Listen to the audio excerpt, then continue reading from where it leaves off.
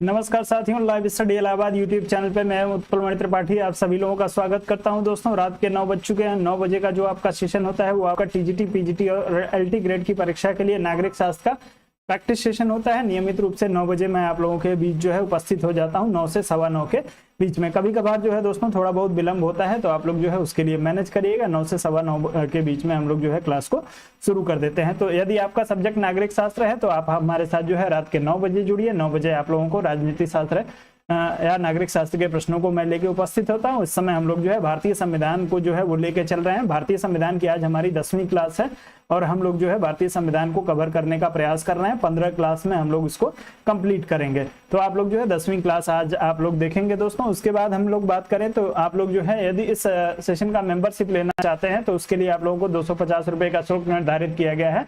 250 रुपए का भुगतान करके आप लोग जो है इस सेशन का मेंबरशिप ले लें। आपको जो है इसमें आपको नियमित रूप से जो आपको प्रैक्टिस सेशन कराया जाता है उसके सारे प्रश्न जो है आपको भेज दिए जाएंगे आपके व्हाट्सएप पे। और उसके लिए जो है आपको दिया जो है फोन पे, गूगल पे या भीम के माध्यम से जो है इस नंबर पे 7007701847 इस नंबर पे आप लोग जो है 250 रुपए का भुगतान कर देंगे और उसका स्क्रीनशॉट लेके आप लोग मुझे इसी नंबर के व्हाट्सएप पे भेज देंगे। और उसके बाद से आप लोगों को जो है वो नियमित रूप से आपका जो है वो टेस्ट पेपर मिलने लगेगा। साथ में बात करें दोस्तों तो जिन लोगों का सब्जेक्ट जो है वो ज्योग्राफी है वो लोग हमारे साथ सुबह 8 बजे जुड़ेंगे। 8 बजे आप लोगों का जो है नियमित रूप से ज्योग्राफी के प्रश्नों का जो है वो संग्रह लेके उपस्थित होता हूं। तो ज्योग्राफी के लिए आप लोग सुबह 8 बजे जुड़ जाइए।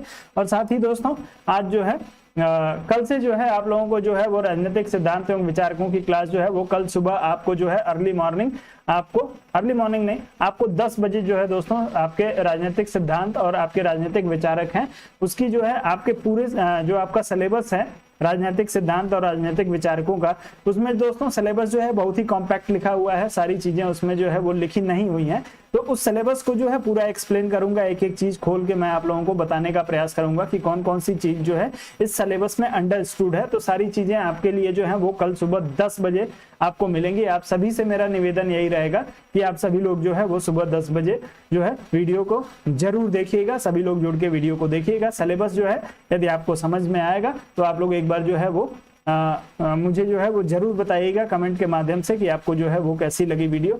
तो आप सभी से यदि आप लोग जो है अच्छे से अपने राजनीतिक सिद्धांत को समझना चाहते हैं कि राजनीतिक सिद्धांत में किन किन चीजों को पढ़ना है, किन किन चीजों को छोड़ देना है, राजनीतिक विचारकों में हमें किसको किसको पढ़ना है, तो आपके राजनीतिक सिद्धांत और विचारकों का जो पूरा सिलेबस है जो मैं आप लोगों को कराऊंगा उसको जो है बिंदुवार मैंने जो है मैं उसमें आप लोगों को एक्सप्लेन कर दूंगा। तो आप लोग जो है उस सिलेबस को जरूर देख लीजिएगा। आपके जो है मन में किसी भी तरीके का कंफ्यूजन नहीं होना चाहिए। क्लास जो होगी आपको सुबह 10 बजे मिलेगी। लाइव स्टडी इलाहाबाद जो है यूट्यूब चैनल पे आपको जो है ये आपके सिलेबस की क्लास यूट्यूब चैनल पे मिल जाएगी। कुछ जो है दोस्तों आप सभी के लिए डेमो क्लास 2-3 क्लासेज जो है आप लोगों को यूट्यूब पे मिलेंगी। उसके बाद से हम लोग जो है शिफ्ट हो जाएंगे अपने लाइव स्टडी इलाहाबाद का जो मोबाइल एप्लीकेशन में। तो आप लोग जो है इसमें यदि इंटरेस्टेड हैं तो आप लोग जो है जरूर कल की क्लास तो सभी लोग देख लीजिएगा। सबके लिए बहुत ही महत्वपूर्ण होगा क्योंकि सबको जानना चाहिए कि हमारा जो सिलेबस है उसमें क्या क्या चीजें हैं, किन किन चीजों को हमको पढ़ना है और कौन कौन सी चीजों को छोड़ देना है। तो ये कल की क्लास सबके लिए, सब लोग देख लीजिएगा, सबको जो है उससे फायदा मिलेगा। चलिए अब हम लोग जो है आज की क्लास की तरफ बढ़ेंगे और आज के सेशन के पहले प्रश्न को हम लोग यहाँ पे उठाएंगे। और उससे पहले आप लोगों के कमेंट को ले लेता हूँ। सभी लोगों को एक ही साथ गुड इवनिंग, नमस्कार। तो आप सभी लोग जो है हमारे साथ जुड़ चुके हैं और अब आप लोग जो है दोस्तों प्रश्नों का उत्तर करने का प्रयास करेंगे। हम लोग तेजी से थोड़ा चलेंगे दोस्तों। प्रश्न जो है आप लोगों को आपके सामने आ चुका है। आप लोग प्रश्न को पढ़ेंगे और 30 सेकंड के अंदर आप सभी लोग उत्तर करने का प्रयास करेंगे। ज्यादा समय आप लोग नहीं लेंगे दोस्तों। आपको दिया है भारत में उच्चतम न्यायालय का उद्घाटन तिथि किस तिथि में हुआ था, आप लोग बताएंगे। उच्चतम न्यायालय का उद्घाटन या सुप्रीम कोर्ट का उद्घाटन जो है वो किस तिथि को हुआ है, सब लोग कमेंट करेंगे और तेजी से कमेंट करेंगे दोस्तों। जितनी तेजी से आप लोग उत्तर भेजेंगे उतनी तेजी से मैं आगे बढ़ूंगा। चलिए 30 सेकंड के अंदर सभी लोग उत्तर करेंगे दोस्तों इस प्रश्न के लिए।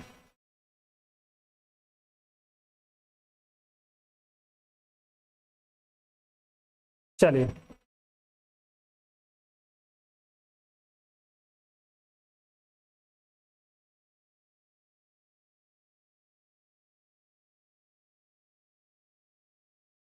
चलें, सब लोग उत्तर करेंगे।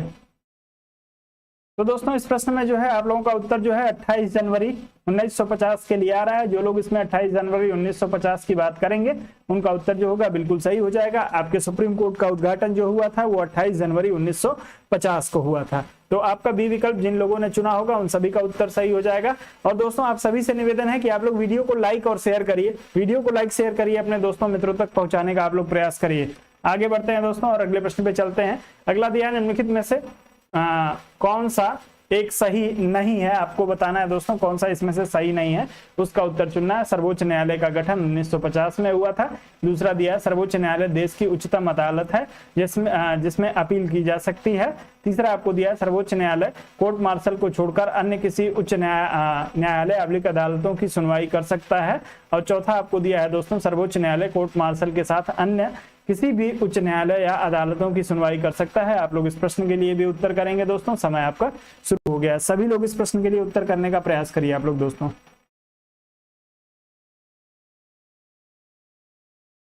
चलें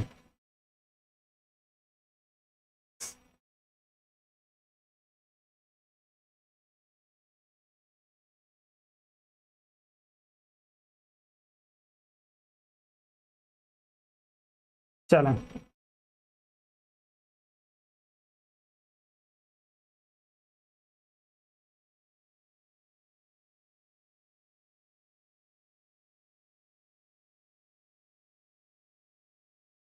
तो इस प्रश्न में जो है कुछ लोग सी विकल्प की बात कर रहे हैं, कुछ लोग डी विकल्प की बात कर रहे हैं।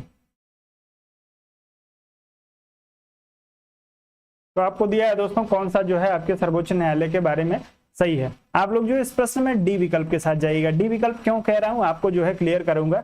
आपको दिया है डी विकल्प में सर्वोच्च न्यायालय कोर्ट मार्शल के साथ अन्य किसी भी उच्च न्यायालय अदालतों की सुनवाई कर सकता है। पहले जो है दोस्तों इसमें आपके इसका प्रावधान नहीं था कोर्ट मार्शल के लिए, लेकिन जो है दोस्तों आपके 2007 में दोस्तों जी सशस्त्र सेना जो है न्यायाधिकरण अधिनियम 2007 के तहत जो है आपके सुप्रीम कोर्ट को यह अधिकार दे दिया गया कि जो है ये कोर्ट मार्शल की भी सुनवाई कर सकता है। तो आप लोग जो है कोर्ट मार्शल का अपील जो है सुप्रीम कोर्ट में किया जा सकता है 2007 के बाद से। आप लोग ध्यान रखेंगे 2007 के बाद से जो है कोर्ट मार्शल की सुनवाई हो सकती है। आप लोग ध्यान रखेंगे उसके लिए जो है सशस्त्र सेना न्यायाधिकरण अधिनियम 2007 आया था और उसके बाद से जो है कोर्ट मार्शल की सुनवाई करने का भी अधिकार सुप्रीम कोर्ट को दे दिया गया। कोर्ट मार्शल को भी जो है वो सुप्रीम कोर्ट में फाइल किया जा सकता है। तो आप लोग डी विकल्प के साथ जाएंगे। आप सभी का उत्तर जो होगा इस प्रश्न में डी विकल्प के लिए सही हो जाएगा। ये प्रश्न जब पूछा गया था दोस्तों उस समय जो है आपका सी विकल्प सही था, लेकिन अब जो है ये सी विकल्प नहीं सही होगा। अब आप लोग जो है डी विकल्प के साथ जाएगा क्योंकि जो है सशस्त्र जो है वो सेना अधिकरण अधिनियम 2007 के तहत जो है वो कोर्ट मार्शल की सुनवाई करने का अधिकार सुप्रीम कोर्ट को है। तो आपका उत्तर डी विकल्प के लिए बिल्कुल सही है। आगे बढ़ते हैं अगले प्रश्न पे चलेंगे। अगला दिया है भारत में उच्चतम न्यायालय के न्यायाधीशों की संख्या में वृद्धि करने की शक्ति निम्न किसमें निहित है, आप लोग बताएंगे दोस्तों। कमलेश कुमार शुक्ल जी कह रहे हैं सर सी होगा। सर सी होगा, लेकिन 2007 का जो है वो अधिनियम आपने यदि नहीं पढ़ा है तब सी होगा।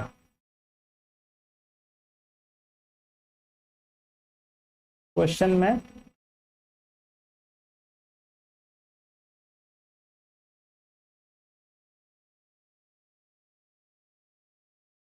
चलिए आप लोग जो है इस प्रश्न पे आ जाइए। उस प्रश्न के बारे में बाद में फिर से एक बार आप लोगों से बात करूंगा।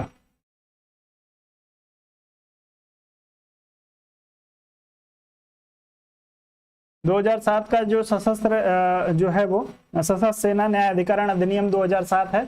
एक बार जो कमलेश जी आप उसको पढ़िएगा, उसमें स्पष्ट लिखा हुआ है कि जो है कोर्ट मार्शल की सुनवाई सुप्रीम कोर्ट कर सकता है। आप सभी लोग इस प्रश्न का उत्तर करिए।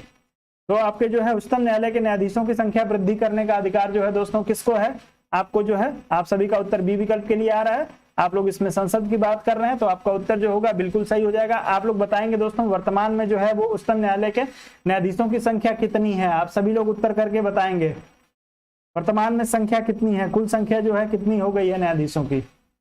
चलिए उत्तर आ गया है, कनक जी का उत्तर आया है। तो आप लोग जो है दोस्तों याद रखेंगे 33 + 1, 33 अन्य न्यायाधीश और एक मुख्य न्यायाधीश आपका होगा।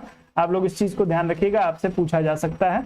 चलिए, तो 33 + 1 आप लोग ध्यान रखेंगे। और संसद के द्वारा जो है इनकी संख्या में वृद्धि करने का अधिकार किया गया है। जब सुप्रीम कोर्ट की शुरुआत हुई थी दोस्तों, तो जो है आपके 7 न्यायाधीशों से हुई थी।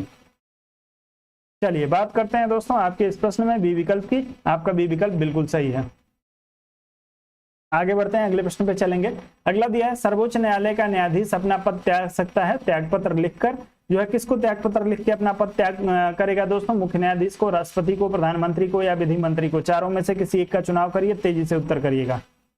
चलिए,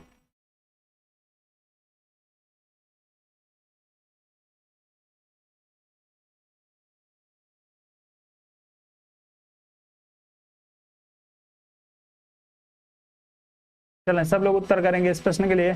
आर्टिकल सहित बताएंगे दोस्तों। वीडियो को लाइक कर दीजिए। वीडियो को लाइक करने में क्या समस्या है? सब लोग वीडियो लाइक करिए दोस्तों। सभी लोग, आप लोग नियमित रूप से हमारे साथ जुड़े रहते हैं और आप लोगों को भी बार बार कहना पड़ता है। कहां से आप लोग नए लोगों को प्रेरित करते हैं वीडियो को लाइक करने के लिए? आप लोग स्वयं वीडियो को लाइक नहीं करते हैं। हमारे साथ किसी का कोई मुकदमा कोई विवाद तो है नहीं। चलिए सब लोग दिल खोल के लाइक करिए दोस्तों। अनुच्छेद बताइए आप लोग, किस अनुच्छेद के तहत जो है वो, किस अनुच्छेद में इस बात का उल्लेख किया गया है कि आपके राष्ट्रपति को जो है वो त्यागपत्र दे सकता है राष्ट्रपति, माफ करिएगा, न्यायाधीश सर्वोच्च न्यायालय का।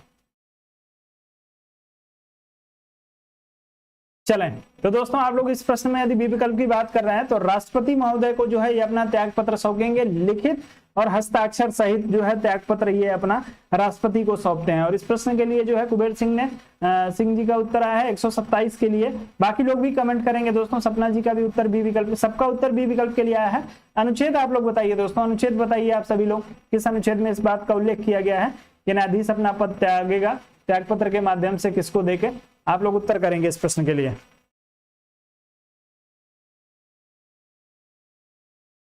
चलिए कोई बात नहीं है, तो आप लोग ध्यान रखिएगा। अनुच्छेद जो है आप लोग पढ़ लीजिएगा 124 2, 124 ये 2 है दोस्तों क। 124 2 क के अनुसार जो है आपके राष्ट्रपति को ये अपना लिखित त्यागपत्र देते हैं हस्ताक्षर सहित। आपका बी विकल्प सही हो जाएगा। अनुच्छेद 124 2 का याद रखिएगा, 127 नहीं है कुबेर जी। आगे बढ़ते हैं, अगले प्रश्न पे चलते हैं। अगला दिया है, उच्चतम न्यायालय के न्यायाधीश किस प्रकार हटाए जा सकते हैं? आप लोगों को बताना है दोस्तों। आपके सुप्रीम कोर्ट के न्यायाधीश को किस प्रकार हटाया जाता है? आप लोगों को विकल्प दिया है, मुख्य न्यायाधीश के इच्छानुसार, राष्ट्रपति द्वारा, सुप्रीम कोर्ट के मुख्य न्यायाधीश के सिफारिश पर, और राष्ट्रपति के द्वारा संसद की सिफारिश पर। चारों में से किसी एक का चुनाव करिए, तेजी से उत्तर करिए। सुप्रीम कोर्ट के जो है मुख्य जो है न्यायाधीश को हटाना है। चलें,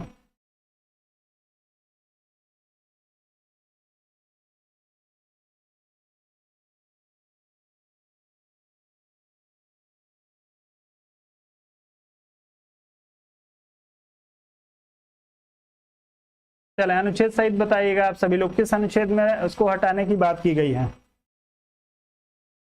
अनुच्छेद भी आप लोग जो है दोस्तों, इन सब चीजों के लिए अनुच्छेद आप सभी को याद होना चाहिए। अनुच्छेद भी आप लोगों से पूछा जा सकता है। चलिए, तो दोस्तों आप लोग ध्यान रखेंगे कि राष्ट्रपति के द्वारा जो है संसद की सिफारिश पे जो हटाया जा सकता है। संसद के दोनों सदन जो है आपके 2/3 बहुमत से जो है प्रस्ताव पारित करेंगे और उसके बाद से जो है राष्ट्रपति इनको हटा सकता है। इस बात का उल्लेख जो किया गया है दोस्तों आपके आर्टिकल 124 के जो है 4th पार्ट में किया गया है। आप लोग ध्यान रखेंगे 124 में इस बात का उल्लेख किया गया है कि राष्ट्रपति जो है इनको हटा सकता है। किसके माध्यम से? संसद की सिफारिश के माध्यम से। और आप लोग एक चीज ध्यान रखिएगा दोस्तों, महाभियोग का प्रयोग जो है वो न्यायाधीशों के लिए नहीं किया जाता है। सामान्यतः कई बार जो है आपसे महाभियोग भी दे दिया रहता है, कई बार प्रश्न भी पूछा गया है, लेकिन दोस्तों महाभियोग का प्रयोग जो है वो सिर्फ और सिर्फ राष्ट्रपति के लिए होता है, न्यायाधीश के लिए नहीं होता। इस चीज को आप लोग ध्यान रखेंगे। आपका उत्तर जो होगा वो डी विकल्प के लिए सही हो जाएगा। राष्ट्रपति के द्वारा संसद की सिफारिश पे दोनों सदन जो है 2/3 बहुमत से पारित करेंगे। उसके बाद जो होगा इनको हटाया जाएगा 124(4) के अनुसार। आगे बढ़ते हैं और अगले प्रश्न पे चलते हैं दोस्तों। अगला दिया है, सर्वोच्च न्यायालय में सेवानिवृत्ति की आयु है। आप लोग जो है सेवानिवृत्ति की आयु आप लोग सभी लोग बताएंगे दोस्तों सर्वोच्च न्यायालय की। चलिए 62 वर्ष, 63 वर्ष, 64 वर्ष और 65 वर्ष, किसी एक का चुनाव कर लीजिए तेजी से।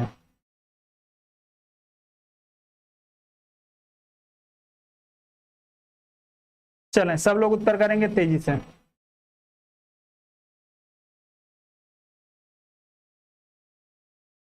सर्वोच्च न्यायालय में सेवानिवृत्ति की आयु है? इस प्रश्न के लिए इतना सोचने की जरूरत नहीं है, सभी लोग उत्तर करें इस प्रश्न के लिए।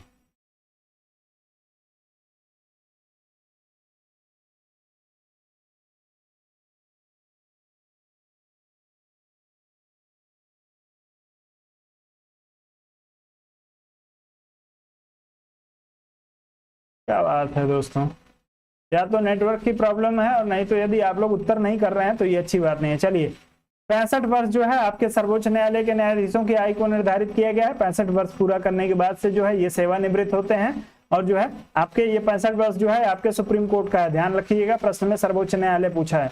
और उसके बाद से 62 वर्ष जो होती है दोस्तों आपके हाई कोर्ट के न्यायाधीश की आयु होती है। 62 वर्ष की आयु पूरा करने के बाद से जो है हाई कोर्ट का न्यायाधीश आपका रिटायर होगा और 65 वर्ष पूरा करने के बाद से जो है सुप्रीम कोर्ट का न्यायाधीश रिटायर होगा।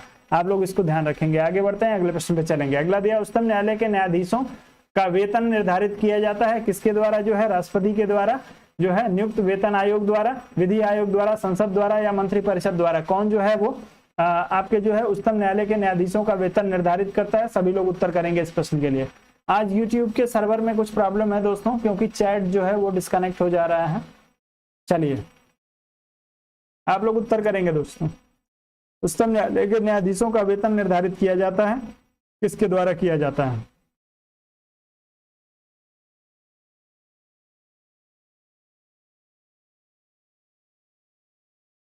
चलें, तो जो लोग दोस्तों इस प्रश्न में जो है सी विकल्प का चुनाव करेंगे उन सभी का उत्तर जो होगा बिल्कुल सही हो जाएगा। भारतीय संविधान के अनुच्छेद 125(1) अनुच्छेद 125(1) को आप लोग ध्यान रखेंगे। 125(1) के अनुसार जो है संसद द्वारा बनाई गई विधि के अनुसार जो है आपके जो है उच्चतम न्यायालय के न्यायाधीशों का वेतन निर्धारित किया जाता है। तो आप लोग जो है 125(1) को जरूर ध्यान रखिएगा। अनुच्छेद 125(1) में जो है संसद के द्वारा इसको निर्धारित किया जाता है। चलिए, संसद के द्वारा बनाई गई विधि के अनुसार जो है ये निर्धारित होता है आपके उच्चतम न्यायालय के जो है न्यायाधीशों का वेतन। सी विकल्प जो होगा बिल्कुल सही है। आगे बढ़ते हैं, अगले प्रश्न पे चलेंगे। चलिए बिल्कुल, आप लोगों का आप कमेंट जो है तेजी से आना जो है वो शुरू हुआ है। चलिए बिल्कुल, सभी लोगों से निवेदन है दोस्तों, वीडियो को आप लोग लाइक कर दीजिए। वीडियो को लाइक करने में आप लोग बिल्कुल संकोच ना करें। सभी लोग वीडियो को लाइक करिए दोस्तों। मेरे और आपके बीच में कोई विवाद नहीं है। आप लोग जो है मेरे लिए थोड़ा सा अपनी जो है वो प्रेम भावना को प्रदर्शित करिए और वीडियो को आप सभी लोग लाइक करिए। मेरे उत्साहवर्धन के लिए आप सभी से निवेदन है, वीडियो को आप सभी लोग लाइक करें। प्रश्न को ज्यादा ही छोटा करना पड़ जाएगा लग रहा है। चलिए प्रश्न को दो पार्ट में पढ़ते हैं और उसके बाद से पहला दिया है दोस्तों, प्रश्न आपसे दिया, भारत के उच्चतम न्यायालय की स्वायत्तता की रक्षा है तो क्या प्रावधान है? आप लोग प्रश्न को यदि आप लोग अच्छे से समझ पा रहे हैं तो आपसे जो है आगे प्रश्न को आगे बढ़ाऊं।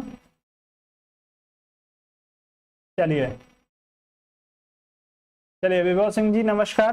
तो दोस्तों भारत के उच्चतम न्यायालय की स्वायत्तता की रक्षा हेतु जो है प्रावधान आप लोगों से पूछा गया है। अब एक एक पॉइंट को हम लोग देखते हुए चलेंगे दोस्तों, आप लोग जो है क्लियर करते हुए चलिएगा। पहला पॉइंट जो आपको दिया है, पहला बिंदु, उच्चतम न्यायालय के न्यायाधीशों की नियुक्ति करते समय भारत के राष्ट्रपति को भारत के मुख्य न्यायाधीश से विचार विमर्श करना पड़ता है। क्या ये सही है या गलत है? आप लोग इसका जो है वो विचार कर लीजिए अपने मन में। दूसरा दिया है दोस्तों आपको कि उच्चतम न्यायालय के न्यायाधीशों को केवल भारत के मुख्य न्यायाधीश द्वारा हटाया जा सकता है। तीसरा दिया है दोस्तों कि न्यायाधीशों का वेतन भारत की संचित निधि पर आरोपित होता है जिस पर विधानमंडल को अपना मत नहीं देना होता है। और चौथा आपको दिया है दोस्तों कि भारत में उच्चतम न्यायालय के अफसरों और कर्मचारियों की सभी नियुक्तियां सरकार द्वारा भारत के मुख्य न्यायाधीश से विचार विमर्श के पश्चात की जाती हैं। अब आपको बताना है दोस्तों कि कौन कौन सा जो है आपका इसमें प्रश्न में सही हो जाएगा। आप लोग अपना उत्तर सभी लोग इस प्रश्न के लिए करिएगा तेजी से। चलें, चलिए पहला विकल्प एक बार फिर से आप लोगों को दिखा देता हूं। पहला और दूसरा दिया, उच्चतम न्यायालय के न्यायाधीशों की नियुक्ति करते समय भारत के राष्ट्रपति को भारत के मुख्य न्यायाधीश से विचार विमर्श करना पड़ता है। क्या ये सही है या नहीं है? उसके बाद से दो है, उच्चतम न्यायालय के न्यायाधीशों को केवल भारत के मुख्य न्यायाधीश हटा सकते हैं। और तीसरा दिया है, न्यायाधीशों का वेतन भारत की संचित निधि पर आरोपित होता है जिस पर जो है विधानमंडल को अपना मत नहीं देना होता है। आप लोग उत्तर करेंगे इस प्रश्न में। जैसा कि मैं देख पा रहा हूं आप लोगों का उत्तर आ रहा है, बहुत सारे लोगों ने जो है इसमें जी। चलिए कोई बात नहीं है, प्रॉब्लम हो सकती है थोड़ा बहुत, तो आप लोग उत्तर करेंगे दोस्तों इस प्रश्न के लिए। चलिए तो मैं आपको क्लियर कर देता हूं दोस्तों, आप लोग ध्यान रखिएगा। एक एक बिंदु को क्लियर करते हुए चलता हूं। आपका जो पहला स्टेटमेंट दिया है दोस्तों कि उच्चतम न्यायालय के न्यायाधीशों की नियुक्ति करते समय जो है वो राष्ट्रपति को मुख्य न्यायाधीश से परामर्श करना पड़ता है, बिल्कुल यहाँ पे सही दिया है। दूसरा दिया है उच्चतम न्यायालय के न्यायाधीशों को केवल जो है भारत के मुख्य न्यायाधीश द्वारा हटाया जा सकता है, ऐसा नहीं है दोस्तों। उच्चतम न्यायालय के न्यायाधीशों को हटाने के लिए जो है संसद के दोनों सदनों को 2/3 बहुमत से जो है वो पारित करना पड़ता है और उसके बाद से जो है आपके प्रेसिडेंट के द्वारा, राष्ट्रपति के द्वारा हटाया जाता है। उसके बाद से दिया है दोस्तों कि न्यायाधीशों के वेतन न्यायाधीशों का वेतन भारत की संचित निधि पर आरोपित होता है, जिस पर जो है विधानमंडल को अपना मत नहीं देना होता है। तो दोस्तों आप सभी को पता है कि न्यायाधीशों का जो वेतन है वो आपके भारत की संचित निधि पे आरोपित होता है, और हाईकोर्ट के न्यायाधीशों का पेंशन जो होता है वो संचित निधि पे जो होता है वो भारित होता है। बाकी सुप्रीम कोर्ट के न्यायाधीशों का वेतन और पेंशन दोनों जो होता है वो आपके संचित निधि पे भारित होता है, आप लोग ध्यान रखेंगे। और इस पे जो है दोस्तों इस पे वोटिंग नहीं हो सकती है, मतदान नहीं हो सकती है, आप लोग इसको ध्यान रखिएगा। तो इसमें जो होगा आपका 1 और 3 विकल्प जो होगा, ये 2 विकल्प आपके सही हो जाएंगे। यदि आप जो है इसमें ए विकल्प का चुनाव कर रहे हैं तो आपका उत्तर जो होगा बिल्कुल सही हो जाएगा, आप लोग ध्यान रखिएगा। और चौथा विकल्प जो आपको दिया है दोस्तों ये भी गलत है, क्योंकि इसमें दिया है भारत के उच्चतम न्यायालय के अफसरों और कर्मचारियों की सभी नियुक्तियां भारत सरकार द्वारा भारत के मुख्य न्यायाधीश से विचार विमर्श के पश्चात ही की जाती हैं। उसके जो न्यायालय के जो आपके अधिकारी जो कर्मचारी हैं उसके लिए जो है न्यायाधीश से जो है वो परामर्श की सरकार को आवश्यकता नहीं है, उसके लिए अलग से विज्ञप्ति देके और जो है ये भर्तियां ले ली जाती हैं। तो आपका उत्तर ए विकल्प के लिए ही सही होगा, सभी लोग ए विकल्प के साथ जाइएगा। आगे बढ़ते हैं और अगले प्रश्न पे चलते हैं। अगला प्रश्न आप लोगों के सामने है दोस्तों, इसको फिर से जो है मुझे एडजस्ट करना पड़ेगा। चलिए अब आपको जो है प्रश्न ठीक से दिखाई दे रहा है, तो आप लोग उत्तर करेंगे। भारत के सर्वोच्च न्यायालय के कार्यवाहक मुख्य न्यायाधीश की नियुक्ति करता है। कार्यवाहक मुख्य न्यायाधीश की नियुक्ति किसके द्वारा की जाती है? सर्वोच्च न्यायालय का मुख्य न्यायाधीश इसे नियुक्त करता है। प्रधानमंत्री, राष्ट्रपति या जो है आपका विधि मंत्री, चारों में से एक का चुनाव करिएगा और तेजी से उत्तर करिएगा दोस्तों।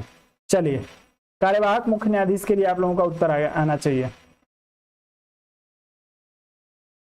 अनुच्छेद सहित बताइएगा, इसमें जो है अनुच्छेद ही का पूरा खेल है, बाकी तो सब लोग जानते हैं कि राष्ट्रपति के द्वारा जो है वो कार्यवाहक जो है वो न्यायाधीश नियुक्त किया जाएगा। अनुच्छेद आप लोग बताइए, मेरा कंसर्न आप लोगों से अनुच्छेद है। चलें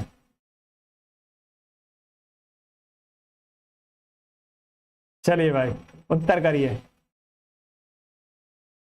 सभी लोग उत्तर करेंगे दोस्तों।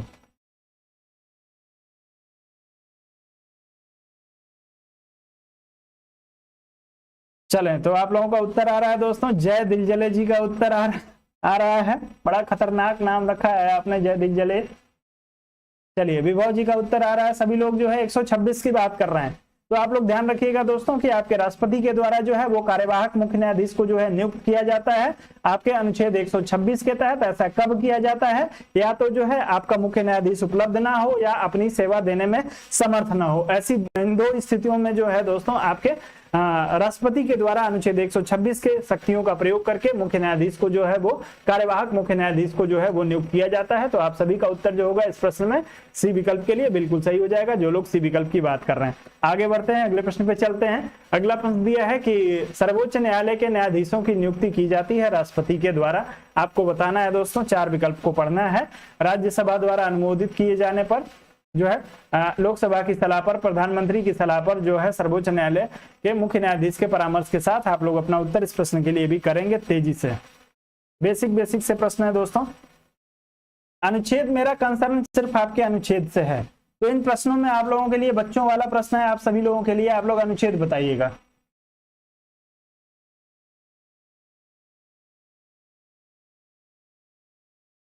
चलें आप लोग उत्तर करिएगा दोस्तों इस प्रश्न के लिए, अनुच्छेद सहित बताएंगे।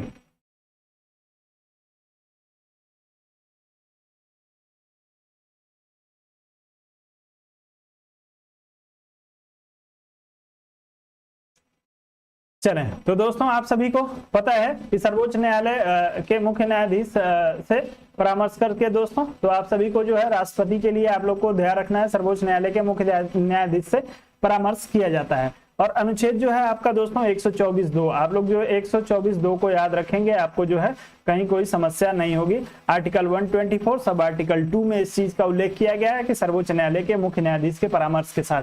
वर्तमान स्थिति जो है दोस्तों आप लोग ध्यान रखिएगा, इसमें जो है 4 अन्य वरिष्ठ न्यायाधीशों को भी शामिल किया जाता है। इन 4 अन्य न्यायाधीशों को का भी जो वो परामर्श है वो इसमें शामिल है। तो यदि कभी आपको दे देता है कि मुख्य न्यायाधीश के साथ 4 अन्य वरिष्ठ न्यायाधीशों का परामर्श आवश्यक है, तो आप लोग बिल्कुल घबराइएगा नहीं, 4 न्यायाधीशों का परामर्श जो है वो लिया जाता है। 1998 में जो है ये आपके एक निर्णय के द्वारा इसको जो है वो ऐसा किया गया है। तो आपका मुख्य न्यायाधीश और 4 अन्य न्यायाधीश जो होंगे वो जो वरिष्ठ न्यायाधीश हैं, जिसको कोलेजियम व्यवस्था कहा जाता है, आप सभी लोग जो है उसको जानते होंगे। तो इसको सामान्य भाषा में समझिए कि सर्वोच्च न्यायालय के मुख्य न्यायाधीश 4 न्यायाधीशों के साथ विचार विमर्श करके और राष्ट्रपति को जो है ये बताते हैं। तो आप लोग इसको ध्यान रखेंगे, आपका उत्तर डी विकल्प के लिए सही हो जाएगा। अनुच्छेद 124(4) याद रखेंगे, माफ करिएगा 124(2). आगे बढ़ते हैं, अगले प्रश्न पे चलेंगे।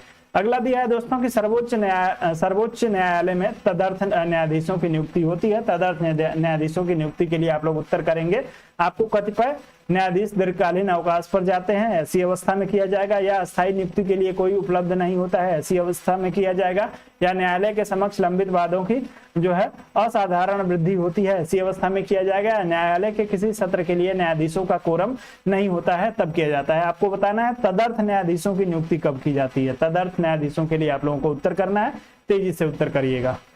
चलें, सब लोग उत्तर करेंगे इस प्रश्न के लिए दोस्तों।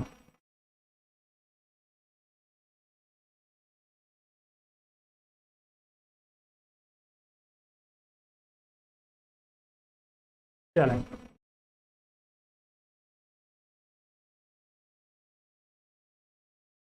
अनुच्छेद संहिता, जी बिल्कुल, जो लोग अनुच्छेद बता रहे हैं मन खुश हो जा रहा है आप लोगों को देख के। चलें दोस्तों,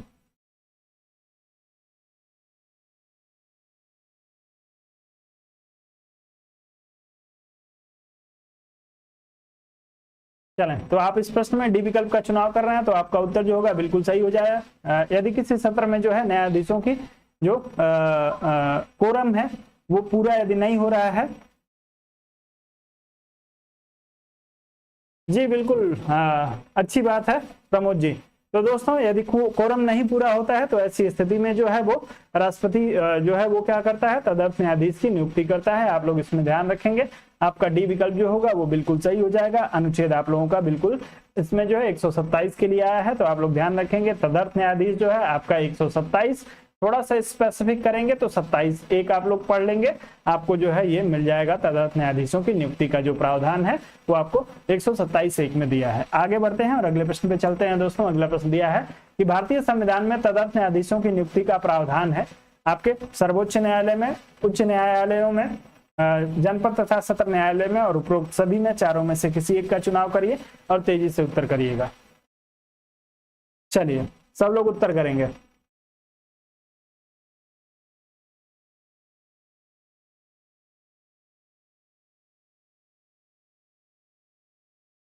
चलें, उत्तर करें तेजी से आप सभी लोग दोस्तों।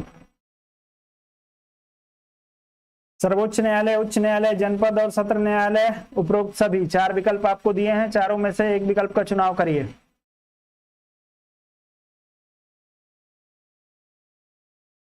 चलिए, बिल्कुल आप सभी लोगों का उत्तर जो है वो आ रहा है, सिर्फ जो है वो सुप्रीम कोर्ट के लिए जो तदर्थ न्यायाधीश जो है वो आपके जो है गुणपूर्ति न होने की अवस्था में जो है सिर्फ सुप्रीम कोर्ट में जो है तदर्थ न्यायाधीशों की नियुक्ति होती है, अन्य कहीं पे भी इनकी नियुक्ति नहीं होती है, हाई कोर्ट में भी नहीं होती है। आगे बढ़ते हैं, अगले प्रश्न पे चलेंगे। अगला प्रश्न दिया है सर्वोच्च न्यायालय के उस मंडल में जो सर्वोच्च न्यायालय के जजों की नियुक्ति की अनुशंसा से संबंधित है में सर्वोच्च न्यायालय के मुख्य न्यायाधीश के अतिरिक्त कुछ अन्य न्यायाधीश होते हैं, ऐसे न्यायाधीश जो इस मंडल के सदस्य होते हैं की संख्या है। आप लोगों को उत्तर करना है 3, 4, 5 और 6 आपको विकल्प दिया है, चारों में से किसी एक विकल्प का चुनाव करिए और तेजी से उत्तर करिएगा। प्रश्न को आप समझ के उत्तर कर सकते हैं। अभिषेक जी का उत्तर आ गया है 1+4 के लिए, बाकी लोग भी उत्तर करेंगे दोस्तों।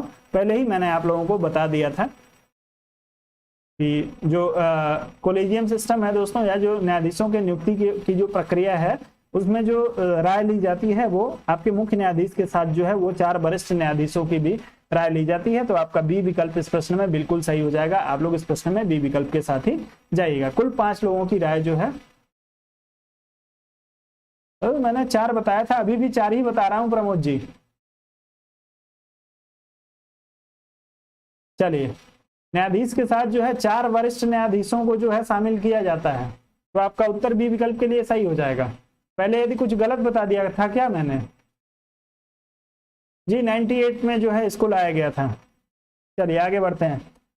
अगला प्रश्न दिया है दोस्तों, उच्चतम न्यायालय में संविधान के निर्वाचन से संबंधित मामले की सुनवाई करने के लिए जो है न्यायाधीशों की संख्या कम से कम कितनी होनी चाहिए।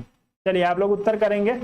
संविधान के निर्वाचन से संबंधित मामले की सुनवाई करने के लिए न्यायाधीशों की संख्या कम से कम कितनी होनी चाहिए। आपको 10, 9, 7 और 5 दिया है, चारों में से किसी एक के लिए उत्तर आप लोग करेंगे। चलिए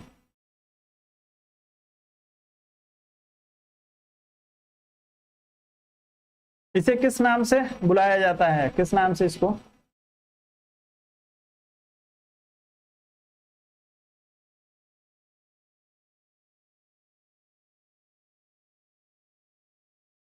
चलिए तो न्यूनतम जो है आपके 5 सदस्यों से जो है ये आपके संविधान से संबंधित जो है वो कोई मामला है। जी बिल्कुल, कॉन्स्टिट्यूशनल बेंच इसको कहा जाता है या संवैधानिक पीठ कहा जाता है।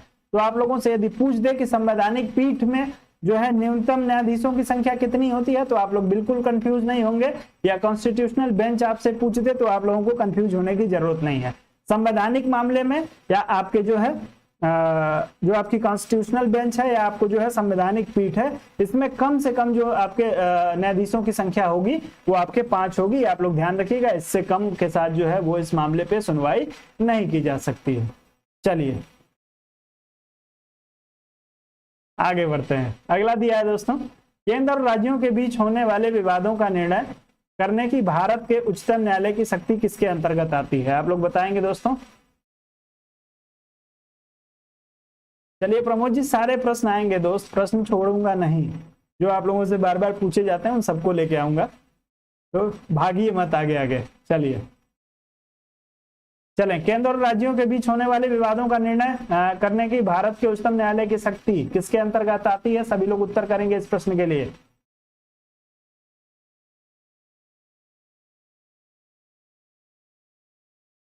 अनुच्छेद सहित बताइएगा आप लोग।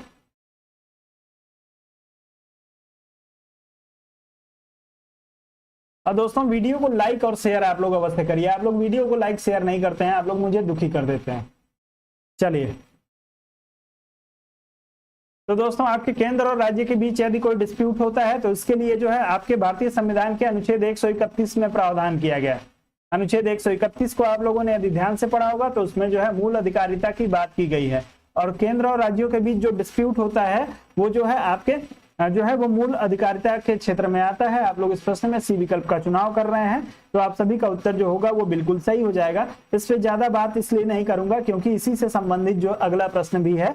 तो पहले आगे बढ़ते हैं, अगले प्रश्न पे चलते हैं, फिर देखते हैं। तो आपको दिया है दोस्तों, उच्चतम न्यायालय द्वारा आज तक की दूसरी सबसे बड़ी खंडपीठ आप लोगों से पूछी है दोस्तों। दूसरी सबसे बड़ी खंडपीठ किस केस में बनी थी?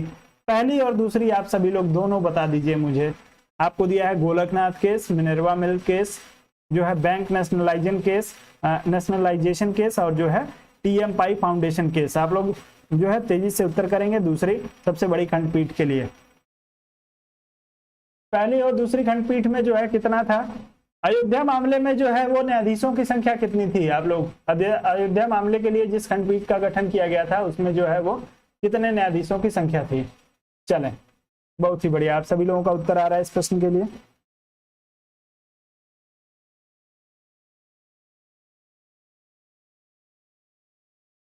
चलें, तो जो है इस प्रश्न के लिए आप लोगों का उत्तर जो होगा वो बिल्कुल सही हो जाएगा ए विकल्प के लिए। गोलकनाथ मामले में जो है दोस्तों, गोलकनाथ मामला जो आया था आपके 1967 में, कब आया था? ईयर याद रखिएगा, 1967 में गोलकनाथ मामला आया था। और इसमें जो है दोस्तों 11 न्यायाधीशों की जो है वो खंडपीठ जो है वो बनी थी। आप लोग ध्यान रखेंगे 11 न्यायाधीशों से जो है वो ये खंडपीठ बनी थी। उसके पहले जो है दोस्तों आपके जो है वो आपने केशवानंद भारती बनाम केरल राज्य पढ़ा होगा। केशवानंद भारती बनाम केरल राज्य 1973 का एक वाद था दोस्तों, जिसमें आपको जो है मूल ढांचे का सिद्धांत दिया गया था। इसमें जो है दोस्तों आपके सबसे बड़ी खंडपीठ आज तक जो है वो 13 न्यायाधीशों वाली आज तक केशवानंद भारती 1973 में बनी है। और उसके बाद से जो है गोलकनाथ केस में जो है 11 न्यायाधीशों की दूसरी खंडपीठ बनी है, तो आप लोग इसको ध्यान रखेंगे। बिल्कुल, अयोध्या मामले जो है वो 5 न्यायाधीशों की खंडपीठ बनाई गई थी, तो आप लोग ध्यान रखेंगे। क्योंकि अयोध्या मामला चूंकि नया मामला है तो हो सकता है आपसे प्रश्न पूछ लिया जाए, और चूंकि जो हम लोग उस पे खंडपीठ पे चल रहे हैं तो आपका जो उस पे एक बार जिक्र कर लेना जो है आवश्यक होता है। आगे बढ़ते हैं, अगले प्रश्न पे चलेंगे। अगला दिया है, निम्नलिखित में से किस वाद में भारतीय संविधान के मूल ढांचे की अवधारणा प्रतिपादित की गई थी? आप सभी लोगों के लिए बच्चों वाला प्रश्न है, सब लोग उत्तर करेंगे। चलिए प्रदीप जी, कोई बात नहीं है, चलिए चलें, सब लोग उत्तर करेंगे इस प्रश्न के लिए।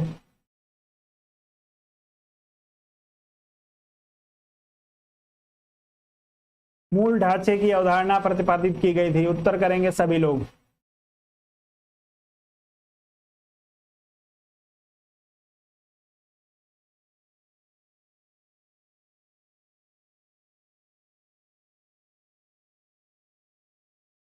चलें, तो आप लोग इसमें जो है डी विकल्प का चुनाव करेगा। इसमें से किसी भी वाद में जो है वो मूल ढांचे की अवधारणा नहीं की थी। आपके जो है केशवानंद भारती बनाम केरल राज्य, केशवानंद भारती बनाम केरल राज्य आपके 1973 में जो है दोस्तों 1973 में जो है मूल ढांचे का सिद्धांत जो है वो प्रतिपादित किया गया था सुप्रीम कोर्ट के साथ। तो आप लोग जो है इसमें डी विकल्प का चुनाव करेंगे, आपका उत्तर जो होगा बिल्कुल सही हो जाएगा डी विकल्प के लिए। आगे बढ़ते हैं, अगले प्रश्न पे चलेंगे, इसमें कुछ था नहीं।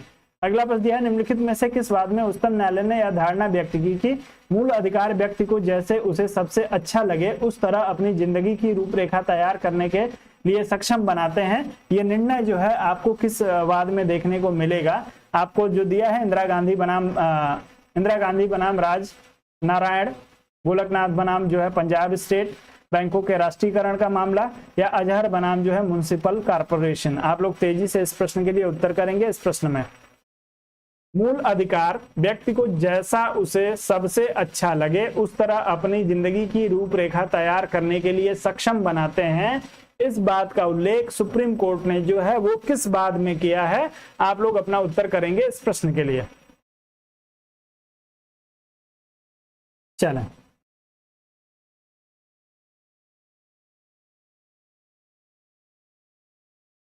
सभी लोग उत्तर करेंगे दोस्तों। इंदिरा गांधी बनाम राजनारायण वाद दिया हुआ है, गोलकनाथ बनाम जो स्टेट ऑफ पंजाब दिया है।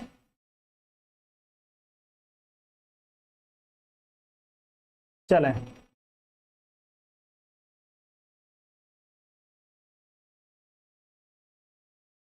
चलिए, तो आप लोग इसमें जो है गोलकनाथ बनाम जो है वो पंजाब, गोलकनाथ स्टेट ऑफ पंजाब वाद में जो है वो सुप्रीम कोर्ट ने ये निर्णय दिया था कि जो मूल अधिकार है दोस्तों, मूल अधिकार को जो है वो परिभाषित करते हुए, इसका दायरा बढ़ाते हुए इन्होंने कहा था कि मूल अधिकार व्यक्ति को जैसा उसे अच्छा लगे उस तरह अपनी जिंदगी की रूपरेखा तैयार करने के लिए सक्षम बनाता है। तो आप लोग इसमें जो है बी विकल्प के साथ जाइएगा, आप लोगों का उत्तर जो होगा वो बी विकल्प के लिए बिल्कुल सही हो जाएगा। अन्य किसी विकल्प का चुनाव आप लोग ना करिए। चलें, गोलकनाथ बनाम पंजाब राज्य में जो है ये आपका मूल अधिकार ने इस बात को, आपके मूल अधिकारों को जो है वो स्पष्ट करते हुए कहा था। चलिए, अगला दिया है, भारतीय संविधान का कौन सा अनुच्छेद संवैधानिक विवाद में सर्वोच्च न्यायालय के अपीलीय क्षेत्राधिकार से संबंधित है? आप लोग उत्तर करेंगे दोस्तों इस प्रश्न के लिए। अपीलीय क्षेत्राधिकार से संबंधित अनुच्छेद आपको बताना है। अनुच्छेद 131, अनुच्छेद 132, अनुच्छेद 134 ए को मिलाकर 132 को पढ़ना, और अनुच्छेद 134 ए को मिलाकर 133 को पढ़ना। आप लोग अपना उत्तर इस प्रश्न के लिए करेंगे। अच्छा प्रश्न है, सब लोग उत्तर करने का प्रयास करेंगे इस प्रश्न के लिए। चलिए,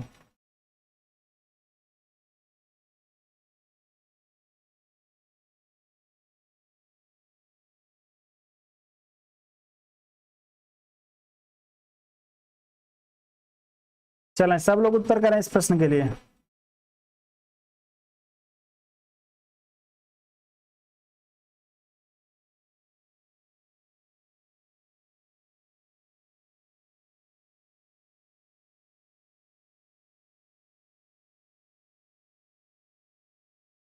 दोस्तों एक बार फिर से आप सभी से मेरा विनम्र निवेदन है कि जिन लोगों ने अभी तक वीडियो को लाइक नहीं किया है, आप लोग वीडियो को लाइक और शेयर कर दीजिए। मेरे साथ कोई यदि आपका विवाद ना हो, कोई हमसे पर्सनल खुन्नस ना हो, तो आप लोग जरूर वीडियो को लाइक करिए, वीडियो को शेयर करिए। चलिए, तो इस प्रश्न में आप लोग सी विकल्प का चुनाव करें। 134A और अनुच्छेद 132 को मिलाकर पढ़ने पे जो है आपके सर्वोच्च न्यायालय के अपीलीय क्षेत्राधिकार का जो है वो वर्णन होता है। तो आप लोग इस प्रश्न में सी विकल्प के साथ जाएंगे, उत्तर आपका जो होगा वो बिल्कुल सही हो जाएगा। चलिए, 134A की यदि हम लोग बात करेंगे दोस्तों, तो 134A जो है उच्चतम न्यायालय के अपील के लिए प्रमाण पत्र का उल्लेख करता है।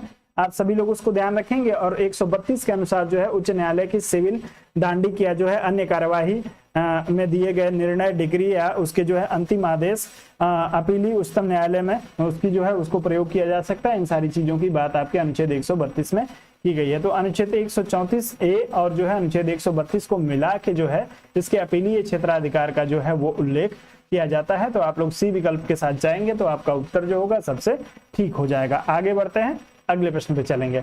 अगला दिया है, संविधान की व्याख्या से संबंधित सभी विवाद सर्वोच्च न्यायालय के पास लाए जा सकते हैं। इसके प्रारंभिक क्षेत्राधिकार के अंतर्गत, अपीलीय क्षेत्राधिकार के अंतर्गत, परामर्शदात्री क्षेत्राधिकार के अंतर्गत या उपरोक्त में से कोई नहीं। तेजी से उत्तर करिएगा।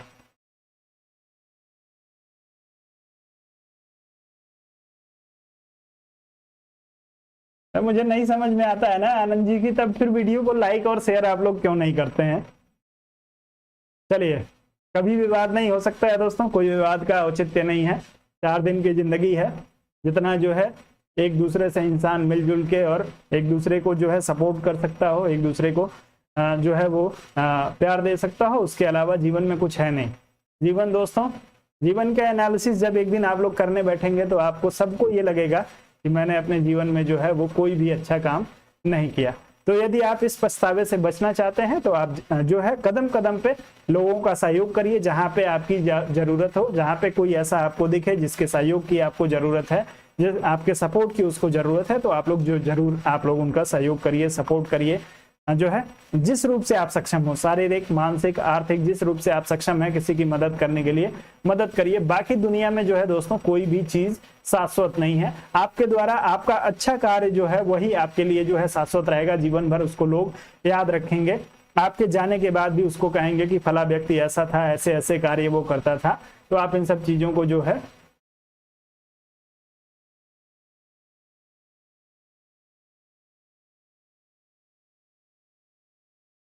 चलिए, नहीं आप लोग जो है 2 बार लाइक ना किया करिए, कई बार लाइक करिए आप सभी लोग। चलिए दोस्तों, तो इस प्रश्न में दिया है कि संविधान की व्याख्या से संबंधित सभी विवाद सर्वोच्च न्यायालय के पास लाए जा सकते हैं। आप लोगों को बताना है दोस्तों किसके अंतर्गत लाए जा सकते हैं। चलें, तो आप लोग यदि इस प्रश्न में जो है दोस्तों अपीलीय क्षेत्राधिकार की बात करेंगे तो आप सभी का उत्तर जो होगा बिल्कुल सही हो जाएगा।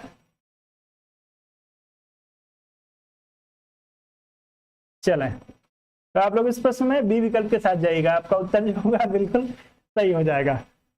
बहुत ही बढ़िया दोस्तों, आगे बढ़ते हैं, अगले प्रश्न पे चलते हैं। निम्नलिखित कथनों पर विचार कर बताइए इनमें से कौन सा एक सही है। चारों कथन को आप लोग पढ़ लीजिए और अपना विचार बताइए।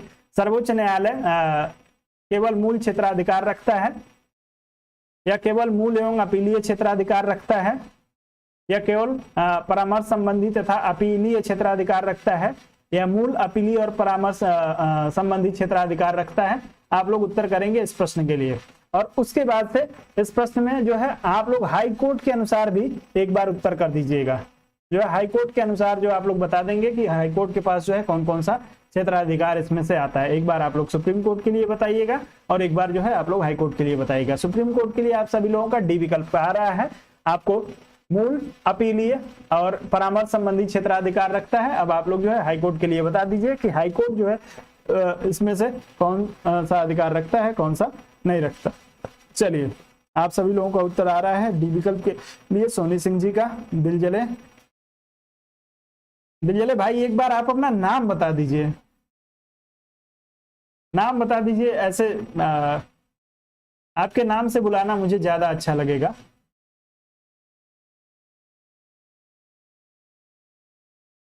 चलिए दोस्तों, दिल जल नहीं सकता है वो। चलिए, ज्यादा बात नहीं करूंगा इस पे, अभी हम लोगों को टॉपिक पे रहना है हाई कोर्ट के लिए। चलिए,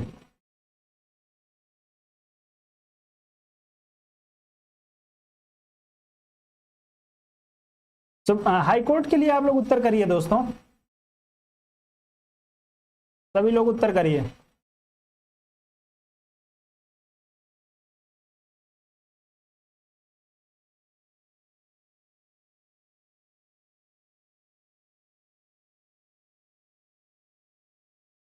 चलिए, तो परामर्श संबंधी अधिकार जो है दोस्तों, यदि आप इसको निकाल देंगे अर्थात अनुच्छेद 143 को यदि आप माइनस कर देंगे तो सारी चीजें जो होंगी आपके हाईकोर्ट में चली जाएंगी।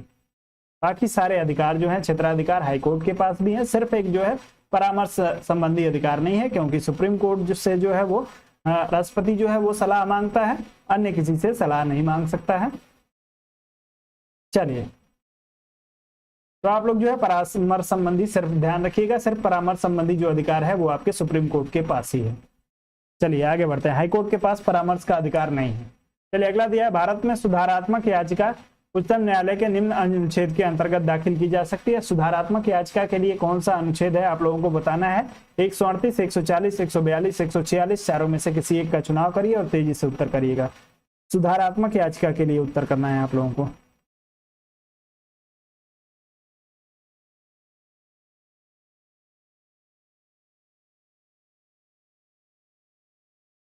चलें,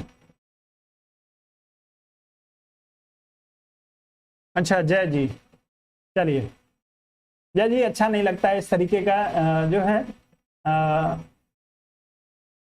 आप कभी और यदि शायर हैं तो हो सकता है आप उसकी वजह से प्रयोग कर रहे हो अपने नाम के साथ। चलिए उत्तर करेंगे इस प्रश्न के लिए दोस्तों।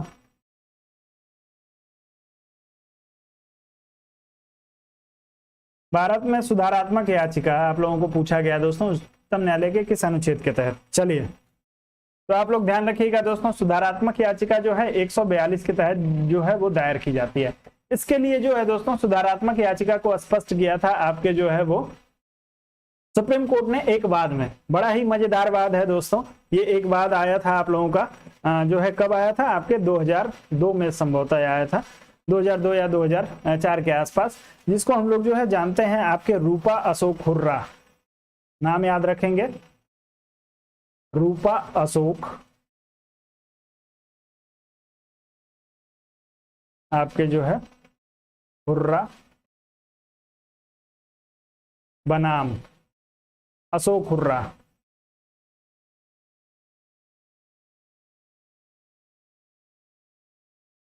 रूपा अशोक हुर्रा जो है रूपा अशोक हुर्रा बनाम जो है अशोक हुर्रा वाद आया था, और इसी में जो है सुप्रीम कोर्ट ने इस बात को स्पष्ट किया था कि जो है आपके जो सुधारात्मक याचिका है वो अनुच्छेद 142 के तहत जो है वो दायर की जा सकती है सुप्रीम कोर्ट में। तो आप लोग ध्यान रखेंगे, सी विकल्प के लिए बिल्कुल सही हो जाएगा। रूपा अशोक हुर्रा, जी बिल्कुल, रूपा अशोक हुर्रा वाद में जो है आपके 2004 में इसको स्पष्ट किया गया था। आपका उत्तर सी विकल्प के लिए सही हो जाएगा, अनुच्छेद 142 के लिए। जी आगे बढ़ते हैं, अगले प्रश्न पे चलेंगे। अगला दिया, संविधान का कौन सा अनुच्छेद उच्चतम न्यायालय को उसके द्वारा दिए गए निर्णय अथवा आदेश के पुनर्विलोकन हेतु जो है अधिकृत करता है। आप लोगों को उत्तर करना है दोस्तों। पुनर्विलोकन हेतु आपको कौन सा अनुच्छेद पावर देता है सुप्रीम कोर्ट को। अनुच्छेद 137, 130, 139 और 138 चारों में से किसी एक का चुनाव करिए और तेजी से उत्तर करिए सभी लोग दोस्तों।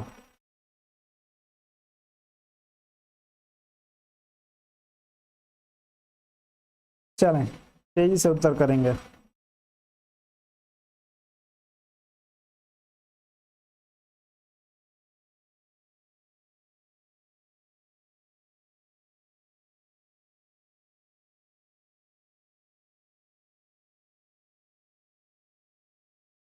चलें, तो आपका उत्तर जो होगा इस प्रश्न में ए विकल्प के लिए बिल्कुल सही हो जाएगा। अनुच्छेद 137 के तहत जो है संसद द्वारा बनाई गई विधि या अनुच्छेद 145 के तहत जो है वो बनाए गए उपबंधों के अधीन रहते हुए जो है वो आपके सुप्रीम कोर्ट के द्वारा जो है वो आपके न्यायिक पुनरावलोकन का अधिकार इसको प्राप्त होता है। आप लोग ध्यान रखेंगे।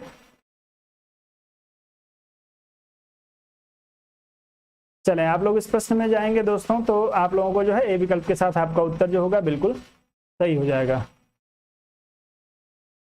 रमाशंकर जी, पीडीएफ जो है 125 नंबर के पहले की उपलब्ध नहीं है। 125 के पहले की पीडीएफ आप लोगों को उपलब्ध नहीं करा पाऊंगा, लेकिन अभी जो है आप लोगों के पास फिर से समय है। यदि आप लोग पीडीएफ लेना चाहते हैं तो अभी जो पुराना जो मैंने आप लोगों को करवा रखा है दोस्तों, उसको फिर से कराऊंगा शुरू से। अब इसके बाद से जो है हम लोग एक बार फिर से चलेंगे, टॉपिक वाइज आप लोगों को लेके चलूंगा, फिर जो है कई तरीके से आपको लेके चलूंगा, फिर से उन सारे प्रश्नों पे एक बार बात करूंगा। तो आप लोग विलंब ना करिए, बहुत सारे लोग जो है विलंब कर रहे हैं। आप लोग जितना जल्दी ले लेंगे उतना जल्दी होगा, आप लोग के लिए जो होगा उतना बढ़िया होगा। तो आप लोग अनुच्छेद जो है ए विकल्प के साथ जाइएगा, उत्तर आपका सही है। आगे बढ़ते हैं, अगले प्रश्न पे चलेंगे। अगला प्रश्न दिया है दोस्तों, उच्चतम न्यायालय द्वारा सुनाए गए निर्णय या दिए गए आदेश के पुनरावलोकन के बारे में निम्नलिखित में से कौन सा कथन सही है। आपको जो है वो अपना न्यायिक पुनरावलोकन के लिए अपना सही कथन चुनना है। इसमें दिया है दोस्तों, भारत के राष्ट्रपति को ऐसे निर्णय या आदेश के पुनरावलोकन का अधिकार प्राप्त है। भारत के राष्ट्रपति को ऐसे निर्णय या आदेश के पुनर्विलोकन का अधिकार प्राप्त है। दूसरा दिया है, उच्चतम न्यायालय को अपने द्वारा सुनाए गए निर्णय या दिए गए आदेश का पुनर्विलोकन करने की शक्ति प्राप्त है। और तीसरा दिया है, मंत्रिमंडल को भारत के राष्ट्रपति की अनुमति से उच्चतम न्यायालय के निर्णय या आदेश के पुनर्विलोकन का अधिकार है। और उच्चतम न्यायालय को अपने निर्णय या आदेश के पुनर्विलोकन का अधिकार है। चारों में से किसी एक का उत्तर आप लोग कर दीजिए। पीडीएफ आप लोगों को जो है वो मिलेगा, आप लोगों को उसके लिए पेमेंट करना पड़ेगा दोस्तों, और आपके व्हाट्सएप पे आप लोगों को मिल जाएगा। चलें,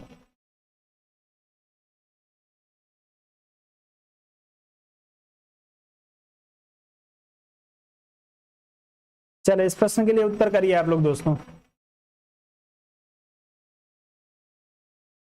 तो जैसा कि मैं देख पा रहा हूं, मैक्सिमम लोगों का उत्तर जो है इस प्रश्न में बी विकल्प के लिए आ रहा है। उच्चतम न्यायालय को अपने द्वारा सुनाए गए निर्णय या दिए गए आदेश के पुनर्विलोकन की शक्ति प्राप्त है। बिल्कुल आप सभी का उत्तर जो होगा इस प्रश्न के लिए बिल्कुल सही हो जाएगा, जो लोग इसमें बी विकल्प की बात कर रहे हैं।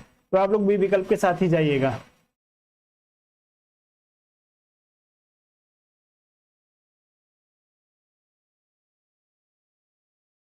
चलिए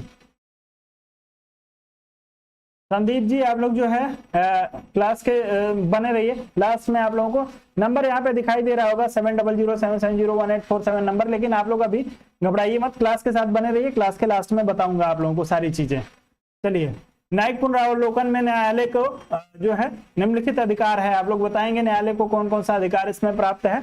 दिया है, यदि कोई कानून या आदेश संविधान के विपरीत हो तो उसे जो है असंवैधानिक घोषित करना।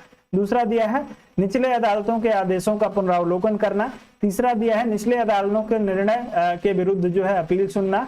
और चौथा आपको दिया है, कानून का इस दृष्टि से परीक्षण करना कि क्या उनके बनने में निर्धारित प्रक्रिया का अनुपालन हुआ है। आप लोग तेजी से अपना उत्तर करेंगे इस प्रश्न के लिए, चारों में से किसी एक का चुनाव कर लीजिए।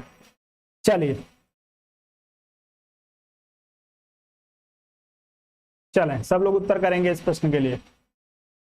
समय शुरू कर देता हूं, 15-20 सेकंड का समय लीजिए, उससे ज्यादा समय नहीं।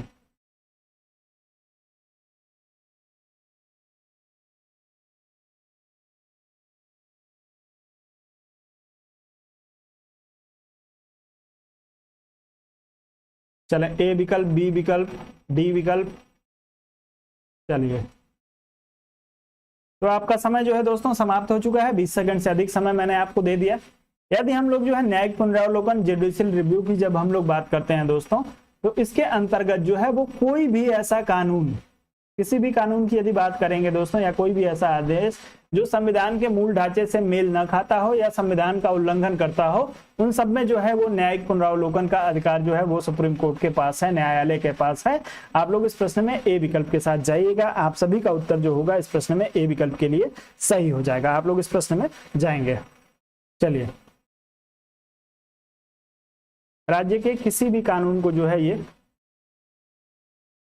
खत्म कर सकता है। इस प्रश्न में ए विकल्प के साथ ही जाएगा। ए विकल्प के अलावा कोई अन्य विकल्प आप लोग नहीं चुनेंगे। आगे बढ़े,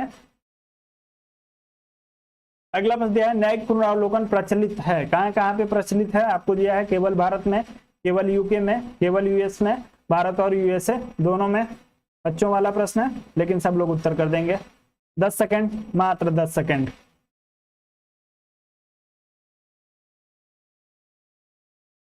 प्रमोद जी, डी भी लग रहा है।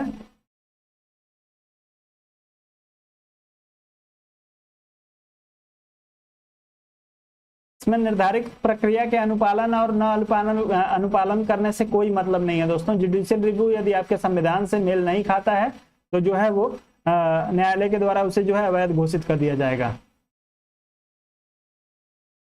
चले आप लोग बताएंगे दोस्तों, न्यायिक पुनरावलोकन प्रचलित है, कहाँ कहाँ पे प्रचलित है, आप लोग उत्तर करेंगे इस प्रश्न के लिए। चलिए तो दोस्तों ये प्रश्न जो है कई बार आप लोगों से पूछा जा चुका है, कई बार बता चुका हूं, कई बार करा चुका हूं। भारत और यूएसए जो है सबसे पहले जो है वो जुडिशियल रिव्यू का कॉन्सेप्ट जो है आपके यूएसए में आया था, वहीं से हम लोगों ने भी अडॉप्ट किया है। आपके दो देशों में जो है ये आपको इस समय देखने को मिलेगा। आपके न्यायिक पुनरावलोकन की शक्ति ये प्रचलित है, बाकी यूके में नहीं है, आपके जो है वो अकेले भारत में भी नहीं है और अकेले यूएस में नहीं, दोनों को आप लोग मिला के चलेंगे। जी अमेरिका से ही जो है वो लिया गया है। आगे बढ़ते हैं, अगले प्रश्न पे चलेंगे। अगला दिया है, कोई भी संविधान संशोधन कानून भारतीय सर्वोच्च न्यायालय द्वारा असंवैधानिक घोषित किया जा सकता है यदि वह, आपको जो है वो संविधान संशोधन जो है कानून कब जो है वो असंवैधानिक घोषित किया जा सकता है, आप लोग उत्तर करेंगे।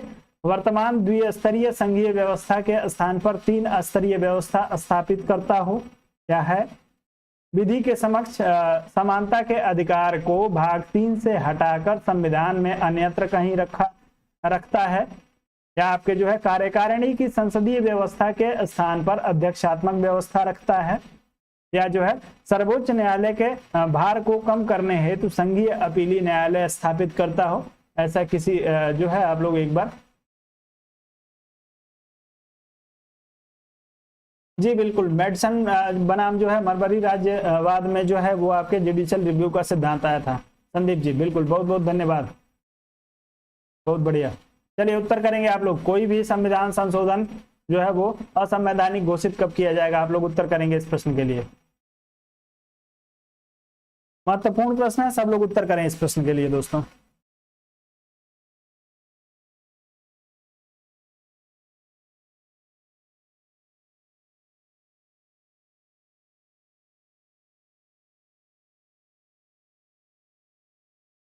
चलें सब लोग उत्तर करेंगे, सोच समझ के उत्तर करेंगे, आगे बढ़ूंगा नहीं जब तक सारे लोगों का उत्तर नहीं आएगा।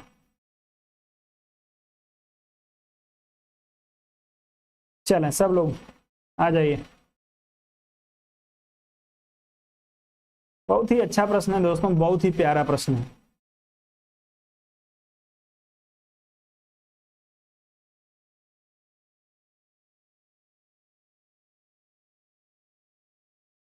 चलिए तो देखते हैं दोस्तों, वर्तमान द्विस्तरीय संघीय व्यवस्था के स्थान पर जो है वो 3 स्तरीय या त्रिस्तरीय व्यवस्था करना, इससे जो है कोई मतलब नहीं है, आप कुछ भी कर लीजिए, संसद को ये पावर दिया गया, संसद कर सकती है यदि चाहे तो।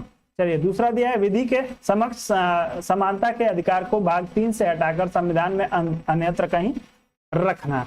दोस्तों आपका इस प्रश्न में जो होगा यही विकल्प सही हो जाएगा, बी विकल्प ही आपका सही हो जाएगा। आपने जो है दोस्तों यदि मूल अधिकार के चैप्टर को बहुत ही ध्यान से पढ़ा हो, अच्छे से आपने पढ़ा हो, तो उसमें जो है आपने अनुच्छेद 13 पढ़ा होगा दोस्तों। अनुच्छेद 13 का सेकंड पार्ट जो है स्पष्ट रूप से कहता है दोस्तों कि राज्य कोई ऐसी विधि नहीं बना सकता है जो है इस भाग में उल्लेखित किसी भी जो है अधिकार को कम करता हो या जो है उसमें किसी भी तरह की क्षति पहुंचाता हो, ऐसी कोई भी विधि बनाने का अधिकार राज्य को नहीं है। यदि ऐसा कोई भी कानून या नियम बनाया जाता है तो उसको जो है वो अवैध घोषित किया जाएगा। तो आप लोग इस प्रश्न में बी विकल्प के साथ जाएंगे, उत्तर आपका जो होगा बिल्कुल सही हो जाएगा। अनुच्छेद 13 के आधार पर आपको स्पष्ट किया गया है कि आपका समानता का अधिकार जो है वो आपका मूल अधिकार है और इसको जो है वो दोस्तों किसी भी स्थिति में मूल अधिकार को आपके कम नहीं किया जा सकता है, आप लोग ध्यान रखेंगे। चलिए आगे बढ़ते हैं। अगला दिया है दोस्तों, भारतीय संविधान में न्यायिक पुनरावलोकन का आधार है, आप लोग उत्तर करेंगे। प्रदीप जी सेशन के बाद बात करते हैं। चलिए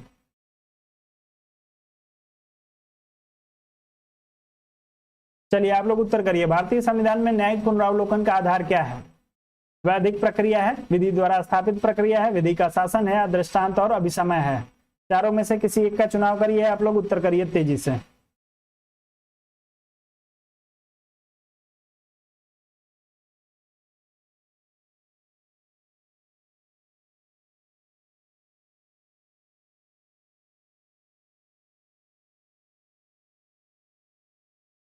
चलें सब लोग उत्तर करें।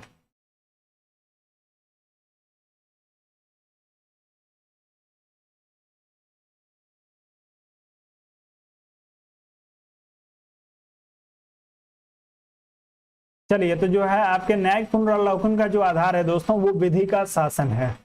प्रत्येक स्थिति में जो है वो जो विधि बनाई गई है उस विधि के आधार पे ही जो व्यवस्था चलेगी उसको जो है वो विधि का शासन कहा जाता है। तो आपके न्यायिक पुनरावलोकन जो है इन्हीं विधियों में यदि कोई कमी आती है तो उसको दूर करने के लिए इसका प्रयोग किया जाता है। इसलिए आप लोग जो है विधि के शासन के साथ जाएंगे।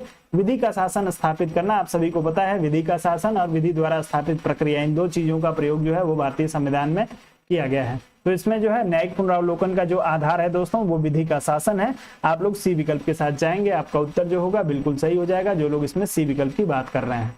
चलिए आगे बढ़ते हैं, अगले प्रश्न पे चलते हैं। अगला आपको दिया है दोस्तों, विधायी शक्तियों की संघीय सूची में समाविष्ट किसी विषय के संबंध में भारत के उच्चतम न्यायालय के अधिकार क्षेत्र को बढ़ाने का अधिकार दिया गया है। किसको दिया गया है? भारत के राष्ट्रपति को, भारत के मुख्य न्यायमूर्ति को, संसद को, या विधि न्याय और कंपनी कार्य मंत्रालय को। चारों में से किसी एक का चुनाव करिए और तेजी से उत्तर करिए इस प्रश्न के लिए दोस्तों। चलें, सब लोग उत्तर करेंगे।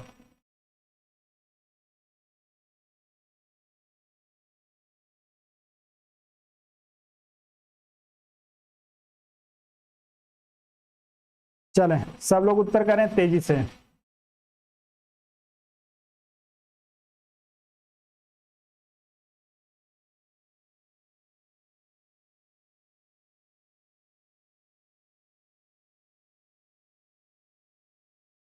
विधायी शक्तियों की संघीय सूची में समाविष्ट किसी विषय के संबंध में भारत के उच्चतम न्यायालय के अधिकार क्षेत्र को बढ़ावा देने का अधिकार दिया गया है। किसको दिया गया है? आप लोग उत्तर करेंगे इस प्रश्न के लिए।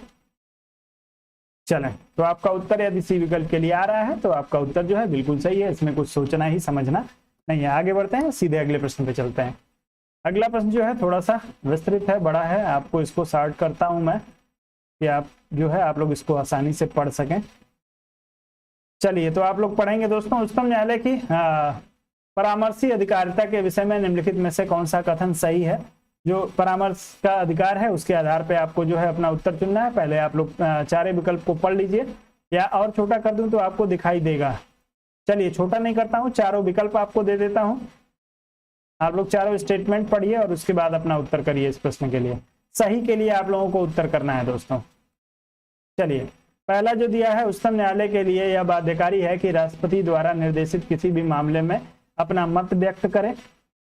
दूसरा दिया है, परामर्शी अधिकारिता की शक्ति के अधीन प्राप्त किसी निर्देश पर उच्चतम न्यायालय की पूर्ण पीठ सुनवाई करती है। तीसरा दिया है, परामर्शी अधिकारिता के अधीन प्राप्त निर्देश पर व्यक्त किया हुआ उच्चतम न्यायालय का मत सरकार पर बाध्यकारी नहीं होता है। और चौथा दिया है, उच्चतम न्यायालय को उसकी परामर्शी अधिकारिता की शक्ति के अधीन एक बार में केवल एक ही निर्देश भेज सकता है। आप लोग चारों में से किसी एक विकल्प का चुनाव करिए और तेजी से उत्तर करिएगा। चलें, तेजी से उत्तर करेंगे।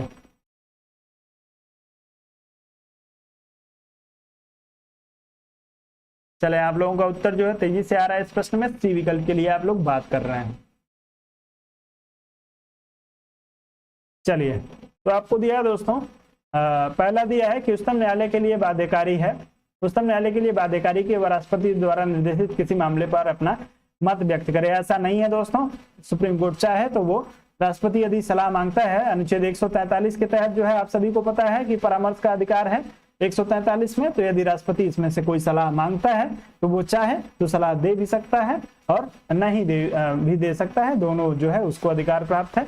दूसरा दिया है, परामर्शी अधिकार शक्ति के अधीन प्राप्त किसी निर्देश पर उच्चतम न्यायालय की जो है पूर्ण पीठ सुनवाई करती है। जी बिल्कुल, जो है आपके इसमें जो होगा पूर्ण पीठ की यदि हम लोग बात करेंगे तो पूर्ण पीठ सुनवाई जो होती है।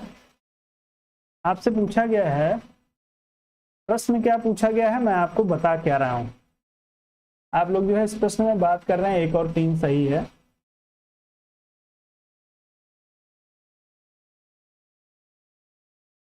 चलिए,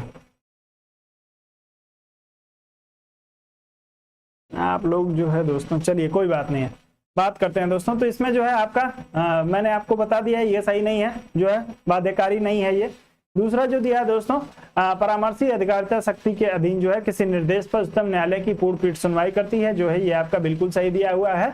और तीसरा दिया है दोस्तों कि परामर्शी अधिकारिता के अधीन प्राप्त निर्देश पर व्यक्त किया हुआ उच्चतम न्यायालय का मत जो है सरकार पर बाध्यकारी नहीं होता है। दोनों एक दूसरे से स्वतंत्र है दोस्तों। सलाह मांगने पे ये सलाह को स्वीकार भी कर सकते हैं और जो है वो सलाह को मानने से इनकार भी कर सकते हैं। तो आप लोग जो है ए और जो आपका 2 और 3 है आपको सही दिया हुआ है, और विकल्प में सिर्फ 2 विकल्पों का समूह आपको दिया है। तो आप लोग जो 2 3 जहां पे भी दिया हो आप लोग 3 जो है सी विकल्प का चुनाव कर लीजिए। आप सभी का उत्तर इस प्रश्न में सही हो जाएगा।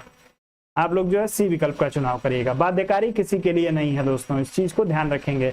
और जो है परामर्श अधिकारिता शक्ति के अधीन जो है प्राप्त किसी निर्देश पर उच्चतम न्यायालय की पूर्ण पीठ जो है वो सुनवाई करती है। तो आप लोग इसको भी ध्यान रखेंगे, ये भी आपका सही हो जाएगा। तो 2 और 3 आपका सही होगा, 2 और 3 के आधार पर आपका सी विकल्प सही हो जाएगा। आगे बढ़ते हैं, अगले प्रश्न पे चलते हैं। अगला दिया है निम्नलिखित कथनों पर विचार करिए। कथन दिया है दोस्तों आपको, भारत का उच्चतम न्यायालय भारत के राष्ट्रपति को विधि अथवा तथ्यों के सलाह पर सलाह देता है। आपको बताना है दोस्तों स्वप्रेरणा पर, यदि वो ऐसी सलाह मांगता है, यदि केवल यदि विषय नागरिक के मूल अधिकार से संबंधित है। किस अवस्था में जो है वो राष्ट्रपति को विधि और तथ्यों पर जो है वो सलाह सुप्रीम कोर्ट देता है। आप लोग इस आधार पे अपना चुनाव करिए। इस प्रश्न में से तेजी से किसी एक विकल्प का चुनाव करिएगा।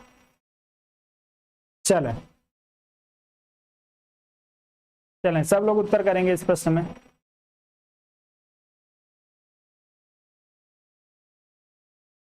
मोहित जी नाराज हैं क्या आज आप हमसे? चलें सब लोग उत्तर करें इस प्रश्न के लिए। अभिषेक जी का उत्तर आ रहा है इस प्रश्न के लिए, संदीप जी, सुरेंद्र जी, सुरभि जी, सभी लोगों का उत्तर आ रहा है। तो दोस्तों आप सभी को पता है कि राष्ट्रपति जो है वो विधि और तथ्यों के मामले में जो भी सलाह मांगेगा उस सलाह पे ही जो है इनको अधिकार है। तो आप लोग ध्यान रखेंगे, आपका केवल 2 विकल्प जो होगा वो सही हो जाएगा। आप लोग बी विकल्प के साथ जाइएगा। स्वप्रेरणा के पे आधारित जो है वो कोई भी अधिकार नहीं, स्वप्रेरणा पे आधारित होकर जो ये सलाह राष्ट्रपति को कुछ नहीं दे सकते हैं, और जो है न ही आपके मूल अधिकार पे तो सीधे जो है ये आपके रिट जारी कर देते हैं। आप लोग ध्यान रखिएगा, अनुच्छेद 32 का प्रयोग करके रिट जारी करते हैं मूल अधिकार के हनन के मामले में। तो सिर्फ आपका जो 2 विकल्प होगा वो सही हो जाएगा।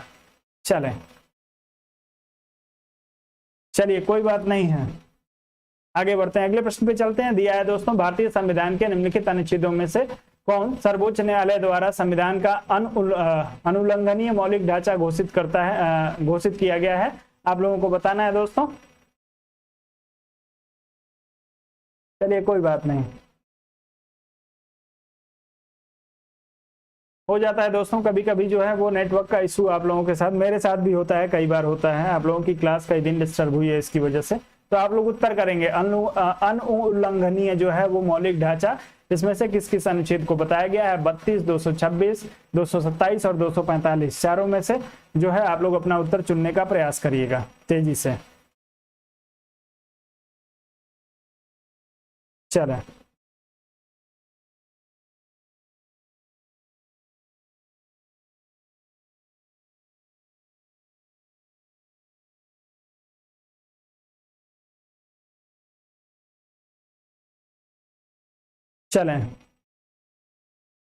अब जितने सारे दोस्त जो है 245 की बात कर रहे हैं, आप लोग अनुच्छेद 245 एक बार हमको बता ही दीजिए कि अनुच्छेद 245 क्या है। सब लोग बताएंगे दोस्तों, और वीडियो को लाइक और शेयर अवश्य करिए। आप सभी से निवेदन है कि यदि अभी तक आपने वीडियो लाइक और शेयर यदि आपने लाइक और शेयर नहीं किया है, और यदि मेरे साथ कोई आपका मुकदमा नहीं है, कोई विवाद नहीं है, तो आप लोग जरूर वीडियो को लाइक और शेयर कर दीजिए।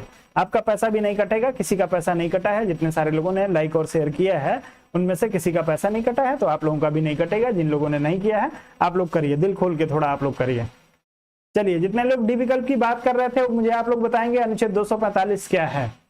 चलिए तो इस प्रश्न में जो होगा दोस्तों आपका अनुच्छेद 32, अनुच्छेद 226 और अनुच्छेद 227 ये जो होगा आपके अनुल्लंघनीय होगा। आपका जो है वो ये मौलिक ढांचे के अंतर्गत आता है।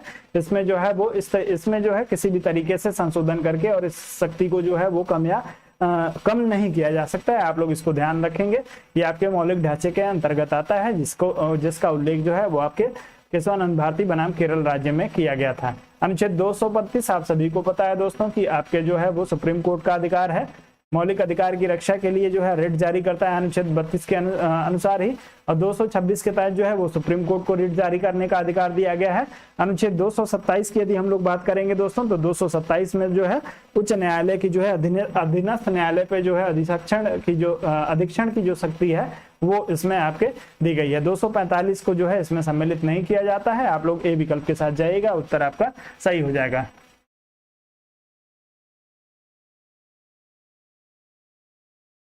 जी, तो चलिए आप लोग इस प्रश्न में ए विकल्प की बात करें, आगे बढ़ते हैं।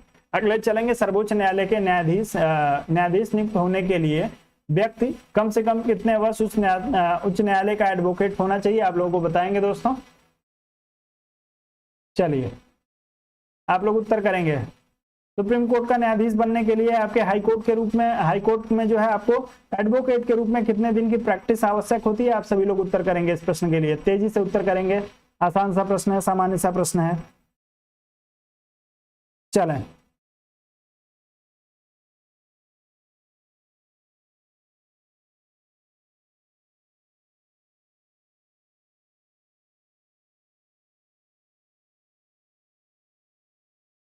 चलें, तो आप लोग इसमें जो है 10 वर्ष की बात कर रहे हैं, तो आपका उत्तर जो होगा वो बिल्कुल सही हो जाएगा। 10 वर्ष के लिए जो है आपके न्यायाधीश के संबंध में योग्यता की जो बात की गई है दोस्तों, इसमें 2-3 चीजों को आप लोगों को ध्यान रखना है। या तो जो है आपके एचसी में, हाई कोर्ट में जो है वो 10 वर्ष के वकालत का इनके पास जो है वो अनुभव होना चाहिए 10 वर्ष के, या जो है 5 एचसी में ही जो है दोस्तों, एचसी में 5 वर्ष का कार्यकाल एक न्यायाधीश के रूप में हो, तब जो है ये न्यायाधीश बन सकते हैं। या आपके प्रेसिडेंट को लगता हो कि ये जो है वो विधि के अच्छे जानकार हैं, अच्छे विधिवेत्ता हैं, तो राष्ट्रपति। ये 3 ग्राउंड है आपके जो है वो सुप्रीम कोर्ट में न्यायाधीश बनने के लिए। तो आप लोग ध्यान रखिएगा, या तो वकील के रूप में 10 साल, जज के रूप में 5 साल, या राष्ट्रपति की नजर में जो है आप एक प्रख्यात विधिवेत्ता हो, तब भी जो है आपको न्यायाधीश सुप्रीम कोर्ट में बनाया जा सकता है। आप लोग इस प्रश्न में ध्यान रखेंगे, आपका उत्तर जो होगा वो सही हो जाएगा। और भारत की नागरिकता आप सभी के लिए जो है, जी बिल्कुल वही आप लोगों को क्लियर कर रहा था। यदि ये दोनों नहीं है दोस्तों, उसके बाद भी हो सकता है, लेकिन उसके लिए ये है कि राष्ट्रपति आपको रिकमेंड कर दे, राष्ट्रपति ये कह दे कि ये जो है विधि के जो है वो बहुत बड़े ज्ञाता हैं। चलिए आगे बढ़ जाएं।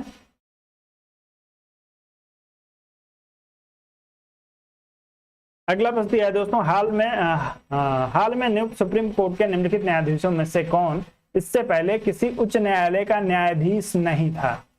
आप लोग बताएंगे दोस्तों, इसमें से कौन सा व्यक्ति जो है वो पहले कहीं पे न्यायाधीश के रूप में इन्होंने कार्य नहीं किया है, और उसके बाद भी जो है वो सुप्रीम कोर्ट में न्यायाधीश के रूप में। सामान्यतः जो है दोस्तों हाई कोर्ट के न्यायाधीशों को ही जो है उनके सर्विस के अंतिम समय में, जी 245 विधानमंडल के बारे में है, तो उसमें जो है अनुल्लंघनीय कुछ भी नहीं है, आप लोग उसको छोड़ दिए। 226 माफ करिएगा, अनुच्छेद 32, 226 और 227, ये 3 अनुच्छेद याद रखिएगा, जो है वो आपकी केशवानंद भारती मामले से संबंधित है ये।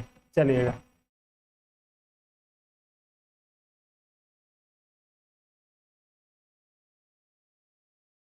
चलिए, जी अभी तक ऐसा हुआ नहीं है। चले आप लोग इसके लिए उत्तर करिए दोस्तों, इस प्रश्न के लिए तेजी से उत्तर करिए। चलिए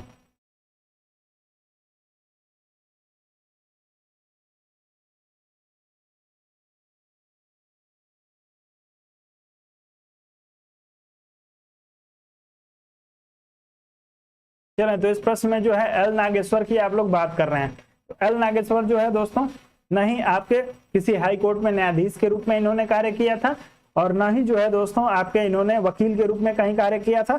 जो है ये आपके सॉलिसिटर जनरल रहे थे, जो है आपके एल नागेश्वर जो है वो सॉलिसिटर जनरल रहे थे। बाकी जो है सुप्रीम कोर्ट में इन्होंने जो है वो 10 वर्ष अपनी सेवा दी थी, सुप्रीम कोर्ट में जो है इन्होंने अपनी सेवा दी थी। तो आप लोग इसको ध्यान रखेंगे, सुप्रीम कोर्ट में जो है एल नागेश्वर जो है ये वरिष्ठ न्यायाधीश के रूप में जो है ये कार्य किया था इन्होंने सुप्रीम कोर्ट में। 10 वर्ष नहीं दोस्तों, सिर्फ वरिष्ठ न्यायाधीश के रूप में इन्होंने कार्य किया था। तो आप लोग ध्यान रखेंगे, आपके एल नागेश्वर को जो है वो न्यायाधीश बनाया गया था। ऐसे व्यक्ति को जो कभी भी किसी हाईकोर्ट का न्यायाधीश नहीं रहा हो और उसको जो है वो न्यायाधीश बनाया गया, ऐसा सामान्य प्रक्रिया में ऐसा होता नहीं है। आगे बढ़ते हैं, 2016 की बात है, बहुत ज्यादा पुरानी बात नहीं है, 2016 में जो है ऐसा किया गया था। तो आप लोग ध्यान रखेंगे, इसको आप लोगों से पूछा जा सकता है। चलिए आगे बढ़े, अगले प्रश्न पे चलते हैं। अगला दिया है कि देश के किसी न्यायालय में चल रहे वाद को अन्यत्र भेजने का अधिकार किसके पास है, आप लोग बताएंगे।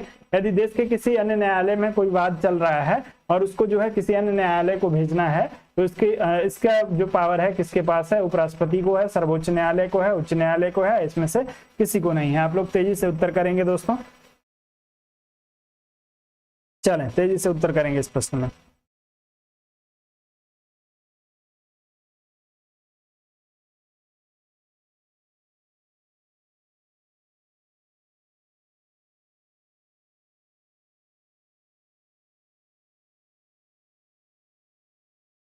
अनुच्छेद सहित आप लोग बताने का प्रयास करिएगा। चलिए आप लोगों का उत्तर तो बिल्कुल बी विकल्प के लिए सही हो जाएगा। अनुच्छेद बता दीजिए किस अनुच्छेद के तहत जो है वो किसी मामले को अन्य किसी न्यायालय में भेज सकता है या अपने पास मंगा सकता है। अनुच्छेद आप लोगों को बताना था दोस्तों इस प्रश्न में। चलिए आप लोग याद रखिएगा 139A। चलिए 139A में जो है ये इस बात को स्पष्ट किया गया है कि सुप्रीम कोर्ट के पास ये पावर है कि यदि देश के किसी भी न्यायालय में कोई बात चल रहा है तो या तो वहां से वो कह देगा कि भाई साहब आप भेज दीजिए फला के पास, या अपने पास ही मंगा लेगा। ये आपके जो है सर्वोच्च न्यायालय को अधिकार जो है 139A के तहत दिया गया है। आगे बढ़ते हैं, अगले प्रश्न पे चलते हैं। आपको दिया निम्नलिखित कथनों पर विचार करिए। दिया है न्यायमूर्ति BR कृष्णा अय्यर भारत के मुख्य न्यायमूर्ति थे, और दूसरा दिया है BR कृष्णा अय्यर भारतीय न्यायिक सेवा में लोकहित यानी PIL के प्रजनकों में से एक माने जाते हैं। आप लोग बताएंगे दोस्तों इसमें से कौन कौन सा जो है वो सही है। तेजी से उत्तर करिएगा इस प्रश्न के लिए। चलें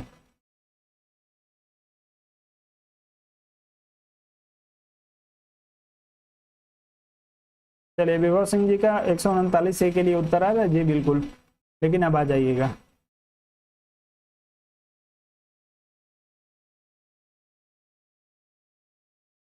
चलिए दोस्तों वीडियो को लाइक अवश्य करिए। जिन लोगों ने अभी तक वीडियो को लाइक नहीं किया है उनसे आपका जो है आप सभी लोगों को वीडियो को लाइक कर देना है, आप लोग कर दीजिए। चलिए तो आपके जो है BR कृष्णा अय्यर जो है कभी मुख्य न्यायाधीश नहीं रहे हैं, इसमें मुख्य न्यायाधीश दिया हुआ है, ये न्यायाधीश के रूप में इन्होंने कार्य किया था। बाकी दोस्तों आपको दिया है कि जो है BR कृष्णा अय्यर और जो है वो भारतीय न्यायिक सेवा लोकहित यानी PIL के जो है प्रजनकों में से एक है। तो बिल्कुल जो है दोस्तों आपके PIL का जो के जनक के रूप में जो है आपके PN भगवती को जाना जाता है और जो है आपके कृष्णा अय्यर को जाना जाता है। तो आप लोग ये दोनों लोगों ने जो मिलके जो है आपके जो है आपके लोकहितवाद या PIL की जो है वो इसको गढ़ा था। तो आपका उत्तर केवल जो होगा बी विकल्प के लिए सही हो जाएगा, जो लोग इसमें बी विकल्प की बात करेंगे। चलें आगे बढ़ जाएं, अगले प्रश्न पे चलते हैं दोस्तों। अगला प्रश्न आपको दिया है, चलिए भारत का सर्वोच्च न्यायालय एक अभिलेख न्यायालय है, इसका आशय है। अभिलेख न्यायालय कहने का आशय क्या होता है, आप लोग उत्तर करेंगे। इसे अपने सभी निर्णयों का अभिलेख रखना होता है, इसके सभी निर्णयों का साक्ष्यात्मक मूल्य होता है और इस पर किसी भी न्यायालय में प्रश्न चिन्ह नहीं लगाया जा सकता है। तीसरा दिया है इसे अपनी अवमानना करने वालों को दंडित करने की शक्ति है, और चौथा दिया है इसके निर्णयों के विरुद्ध जो है कोई अपील नहीं की जा सकती है। आप लोग अपना उत्तर तेजी से इस प्रश्न के लिए करने का प्रयास करेंगे दोस्तों। चलिए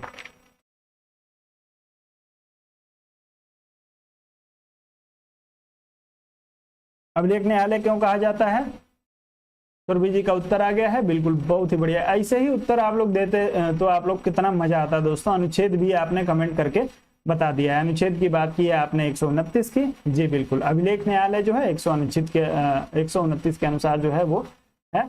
और बाकी आप लोग यदि इसमें जो है बात कर रहे हैं अपने बी विकल्प की, तो उत्तर आपका बिल्कुल सही हो जाएगा। इसके सभी निर्णयों का जो है वो साक्ष्यात्मक मूल्य होता है और इस पर जो है किसी भी न्यायालय में प्रश्न चिन्ह नहीं लगाया जा सकता। इसका मतलब क्या होता है दोस्तों कि जो है आपके कोर्ट के जो सुप्रीम कोर्ट का जो निर्णय होता है, उस निर्णय को जो है किसी भी जो है कोर्ट में आप यदि साक्ष्य के रूप में आप यदि ये बताते हैं कोर्ट को, चाहे आप सुप्रीम कोर्ट को बताइए, हाई कोर्ट को बताइए या किसी भी कोर्ट को बताइए कि देखिए ये जो मेरा मामला है, ठीक इसी मामले में जो है सुप्रीम कोर्ट ने इस मामले में ऐसा निर्णय दिया है, तो आप जो है इसका अवहेलना नहीं कर सकते हैं, इसका उल्लंघन नहीं कर सकते हैं और कोर्ट को जो है उसको स्वीकार करना पड़ेगा। तो जो आपके सुप्रीम कोर्ट का निर्णय होता है उसका एक वैल्यूएबल जो होता है वो उसका एक मूल्य होता है, वैल्यू होता है, उसको जो है कोई उस पे जो है प्रश्न चिन्ह नहीं लगा सकता है। आप लोग इसको ध्यान रखेंगे, आपका बी विकल्प सही हो जाएगा। आपसे पूछ क्या रहा है दोस्त, पूछ रहा है अभिलेख न्यायालय क्यों है। अभिलेख न्यायालय इसलिए कहा जाता है, सी होता है, क्यों कैसे सी होता है, अवमानना करने की वजह से आप जो है अभिलेख न्यायालय बना देंगे इसको। अभिलेख न्यायालय का मतलब होता है कि उसके द्वारा दिए गए निर्णय को जो है कहीं पर भी उसका प्रयोग किया जा सके। प्रमोद जी ध्यान दीजिएगा, सी विकल्प का चुनाव गलती से भी मत कर लीजिएगा। अवमानना करने का जो उसकी अवमानना यदि कोई करता है दोस्तों, तो अवमानना को जो है आप प्रश्न में आप लोग सबसे पहले तो आप लोग जो है सबसे उपयुक्त विकल्प का चुनाव किया करिए। आप लोग इधर उधर बिल्कुल ना जाया करिए दोस्तों। मैं गुस्साता हूं, मैं बोलता हूं, यदि हो सकता है आप लोगों को बुरा लग जाए, लेकिन जो है अरे मैं कह रहा हूं आपको सबसे अप्रोप्रिएट विकल्प क्या दिया हुआ है। जबरदस्ती आप सी विकल्प का चुनाव कर लेंगे, आप परीक्षक आपके प्रश्न को सही नहीं मानेगा दोस्त। आपसे मैं बस इतना कह रहा हूं कि आपको जो सबसे उपयुक्त विकल्प हो, जो सबसे अच्छी व्याख्या करता हो, उस पे आप लोग जाइए। यदि इधर उधर के विकल्प पे आप लोग दिमाग दौड़ाएंगे दोस्तों, जी तो यही मैं कह रहा हूं, यदि इधर उधर आप लोग अपना दिमाग दौड़ाएंगे और यही काम परीक्षा में होता है दोस्तों, तो आप लोगों को बता दूं कि परीक्षा में सबसे बड़ा नुकसान क्या होता है, हम डबल माइंडेड हो जाते हैं और अंतिम रूप से फैसला लेते समय जो है हम लोग गलती कर देते हैं। तो ये लोग पहले से यदि आप लोग ये गलती कर रहे हैं तो ये ठीक नहीं है। सबसे अप्रोप्रिएट विकल्प पे आप लोग जाइए। अभिलेख न्यायालय का सीधा सा मतलब होता है दोस्तों कि उसके कोर्ट का जो निर्णय है उसको जो है आप कहीं पे भी उसको प्रेजेंट कर सकते हैं। आप लोग जो है बी विकल्प के साथ जाइएगा। जी नजीर के रूप में इसको जो है वो स्वीकार किया जाता है, कहीं पर भी कोई इसको जो है वो नहीं कर सकता है। बाकी कोर्ट की आप अवमानना करेंगे तो वो कभी भी आपको जो है उसके लिए सजा सुना सकता है। कोर्ट की अवमानना के लिए जो है उसको पावर है।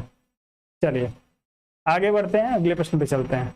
अगला दिया है दोस्तों कि भारत के नीचे दिए गए न्यायालयों में से किसे या किन्हें जो है अभिलेख न्यायालय माना जाता है। आप लोग बताएंगे इसमें से अभिलेख न्यायालय किसको किसको माना जाता है। केवल उच्च न्यायालय को, केवल उच्चतम न्यायालय को, उच्च एवं उच्चतम न्यायालय दोनों को, और जनपद न्यायालय को। चारों में से किसी एक का चुनाव करिएगा। अभिलेख न्यायालय जो है वो किसको माना जाता है। सब लोग उत्तर करेंगे इस प्रश्न के लिए।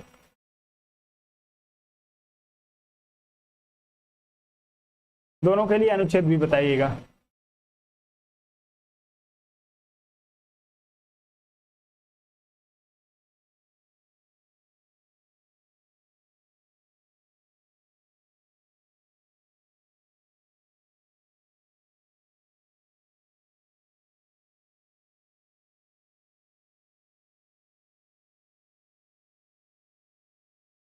चलें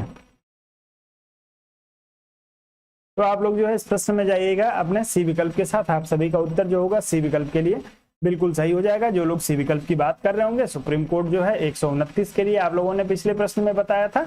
और यदि हाई कोर्ट की बात करेंगे दोस्तों, तो हाई कोर्ट के लिए जो है आपको कौन सा अनुच्छेद दिया गया है, आप लोग एक बार कमेंट करके बता दीजिए हाई कोर्ट के लिए किस अनुच्छेद में बात की गई है। चलिए संदीप जी का उत्तर आ गया है 215 के लिए। 215। थोड़ा सा दिमाग शांत है और 1 मिनट बात करना चाहूंगा आप लोगों से। कई बार जो होता है ना, मैं भी हाइपर हो जाता हूं दोस्तों। मैं जैसे आप लोगों से जो है वो जिससे मेरा लगाव है, जिससे आप सभी से मेरा लगाव है, आप लोगों से उम्मीद रखता हूं कि आप लोग कोई गलती नहीं करेंगे, आप लोग जो है सावधानी से चलेंगे, आप किसी गलत ट्रेन को नहीं पकड़ेंगे। अब थोड़ा सा बात कर लेते हैं आपके जो है वो पिछले प्रश्न पे। पिछले प्रश्न पे मैं नाराज हो गया था आप लोगों के ऊपर, खास करके प्रमोद जी को मैंने। प्रमोद जी बुरा ना मानिएगा, अब मैं उसको क्लियर कर देता हूं। दोस्तों आप जब किताबों को पढ़ते हैं ना, तो किताबों को पढ़ने के साथ साथ जो है किताबों को तोड़ना सीखिए, चीजों को अलग करना, सेपरेट करना सीखिए। करना क्या है, क्योंकि दोस्तों उसमें ये कहा गया है, आपने जहां से भी पढ़ा है उसमें ये स्पष्ट कहा गया है कि जो है जो भी निर्णय होते हैं दोस्तों, उन निर्णयों को जो है वो निर्णय बाध्यकारी है, किसी के लिए भी जो है उसको स्वीकार करना। तो अभिलेख न्यायालय इसलिए है दोस्तों कि यदि उसका कोई निर्णय है जो नजीर के रूप में प्रस्तुत किया जा रहा है, तो उस निर्णय को जो है वो कोई भी कोर्ट स्वीकार करेगा। ये जो है ये बात उसमें की गई है। तो आपसे जब भी अभिलेख न्यायालय पूछे तो सिर्फ जो है आप लोग इस चीज का ध्यान रखिएगा कि नजीर के रूप में जो है उसको क्या किया जाएगा, नजीर के रूप में उसको जो है उसका पालन किया जाएगा। और यदि ऐसा नहीं किया जाता है, यदि ऐसा नहीं किया जाता है तो ऐसी अवस्था में जो है सुप्रीम कोर्ट को दंड देने का अधिकार है। इसका मतलब ये नहीं है कि जो है दंड देने का अधिकार है इसलिए अभिलेख न्यायालय है। दंड देने का अधिकार इसलिए है क्योंकि उसका निर्णय जो है वो नजीर होगा, उसका आप उल्लंघन नहीं कर सकते हैं। तो दोनों चीजों को जब समझ के आप लोग करेंगे तो आप लोग जो है, उम्मीद करता हूं आप क्लियर हो गए होंगे आप सभी लोग जो है। अभिलेख न्यायालय सिर्फ इसलिए कहा जाता है कि उसके निर्णयों को जो है हम नजीर के रूप में उसका उपयोग कर सकते हैं। क्योंकि निर्णय जो है उसका सर्वोच्च जो है वो आपकी संस्था है, तो उसके निर्णय को जो है वो कोई अस्वीकार नहीं कर सकता। इस बात को उसी में उल्लेख किया गया है।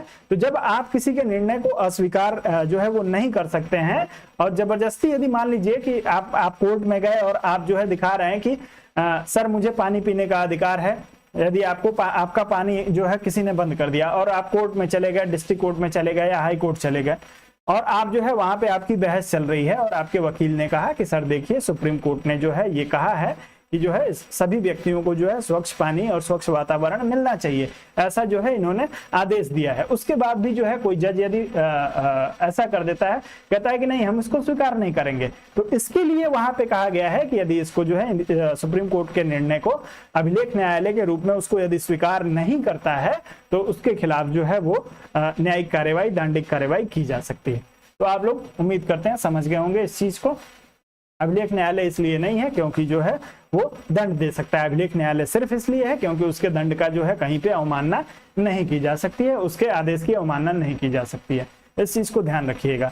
आप लोग जो है तेजी से पढ़ के किसी चीज को निकल जाते हैं, किसी पॉइंट को जो है वो रुक के सोचते समझते नहीं है, इसकी वजह से ऐसा होता है। और ये सबसे होता है, हमसे भी होता है, आपसे भी होता है।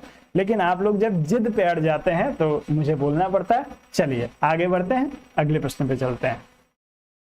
अगला दिया है, उच्चतम न्यायालय मामलों की सुनवाई नई दिल्ली में करता है परंतु किसी अन्य स्थान पर भी सुनवाई कर सकता है। आप लोग अपना उत्तर करेंगे इस चीज के लिए। सभी लोगों को क्लियर हो गया है? प्रमोद जी मुझे बहुत तकलीफ होती है, मैं कई बार क्योंकि लगातार बोल रहा होता हूँ, मेरा भी दिमाग हाइपर हो गया रहता है, थोड़ा सा तकलीफ होती है। आप लोगों को कुछ बोल देता हूँ, पहले बोलने के बाद से जो है मुझे कष्ट होता है कि मुझे नहीं बोलना चाहिए था। चलिए, उच्चतम न्यायालय मामले की सुनवाई नई दिल्ली में करता है परंतु किसी अन्य स्थान पर भी सुनवाई कर सकता है। आपको बताना है राष्ट्रपति के अनुमोदन से, यदि जो है उच्चतम न्यायालय के न्यायाधीश मेजोरिटी से तय करें या संसद के अनुमोदन से या राज्य विधानमंडल के अनुरोध पर। आप लोग अपना उत्तर तेजी से करने का प्रयास करेंगे। चलिए तेजी से उत्तर करिएगा इस प्रश्न के लिए दोस्तों।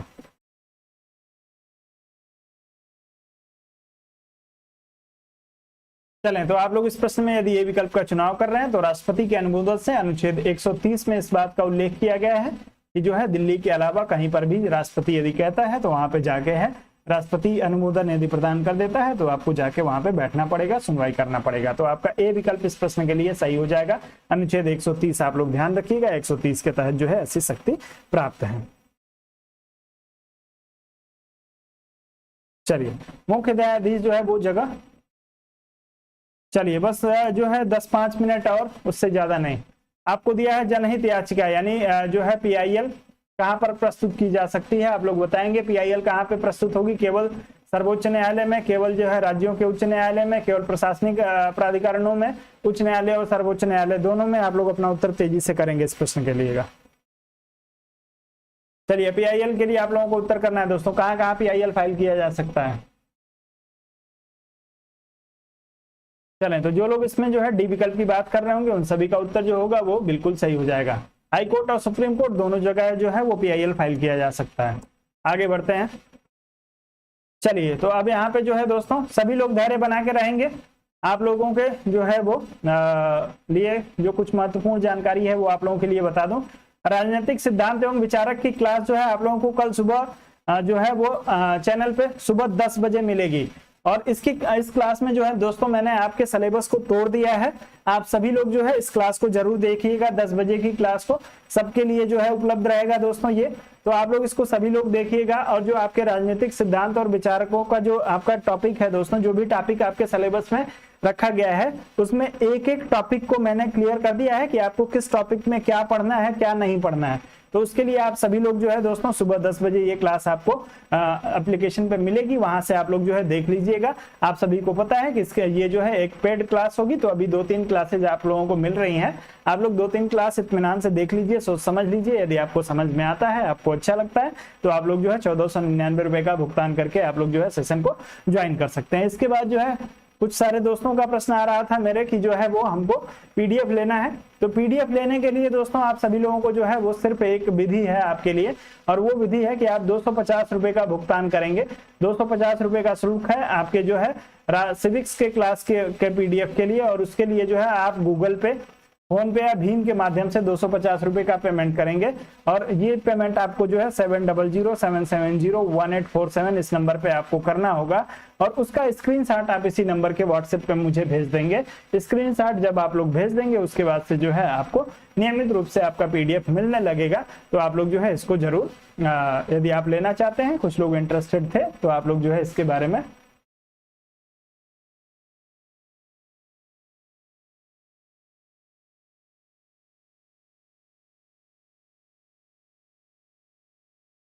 आनंद सिंह जी कह रहे हैं पीडीएफ सेंड कर दीजिए। जी आनंद जी मिलेगा पीडीएफ, यदि आप जो है वो पेमेंट ग्रुप में होंगे तो आपको पीडीएफ जरूर मिलेगा, संभवतः आप हैं। चलिए, तो और जिन लोगों को जो है वो पीडीएफ चाहिए वो लोग 250 रुपए का पेमेंट जो है आप लोग कर दीजिए। आप लोगों को जो है सब लोगों को पीडीएफ मिलने लगेगा नियमित रूप से।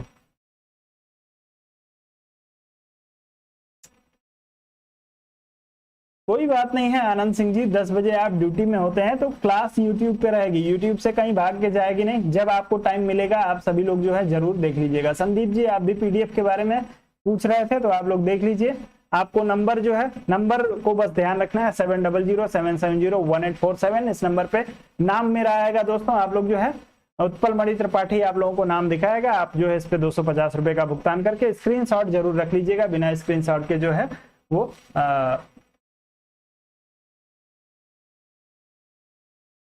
टेस्ट की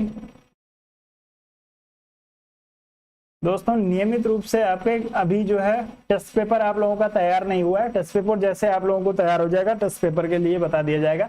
वो सारा काम दोस्तों, मेरा काम जो है वो बस प्रश्नों को जो है वो सेलेक्ट करके दे देना है, बाकी काम मैनेजमेंट का है। टेस्ट पेपर वो बनवाते हैं मैनेजमेंट वाले लोग, कैसे बनवाते हैं, कितना शुल्क रखते हैं, इससे मेरा कोई लेना देना नहीं। मैं पूर्ण रूप से दोस्तों बस जो है आप लोगों के साथ जुड़ा रहता हूं। जितना आप लोगों के साथ कार्य करता हूं उसके अलावा सिर्फ जो है आप लोगों के लिए प्रश्नों को सेलेक्ट करने के अलावा मैं और कोई कार्य जो है वो इसमें जो है मैनेजमेंट का सहयोग नहीं कर पाता हूं। तो बाकी सभी जो चीजें हैं वो आपके मैनेजमेंट पे डिपेंड करती हैं। बाकी आपको यदि कोई भी जानकारी चाहिए दोस्तों तो आप लोगों के लिए जो ये नंबर है मेरा, आप लोग इस पे जो है फोन करके डिटेल में आप लोग हमसे बातचीत कर लिया करिए, कहीं पे कोई कंफ्यूजन हो तो। चलिए, प्रमोद जी कह रहे हैं जबरदस्त प्रैक्टिस सेशन चल रहा है। चलिए, बहुत बहुत धन्यवाद प्रमोद जी।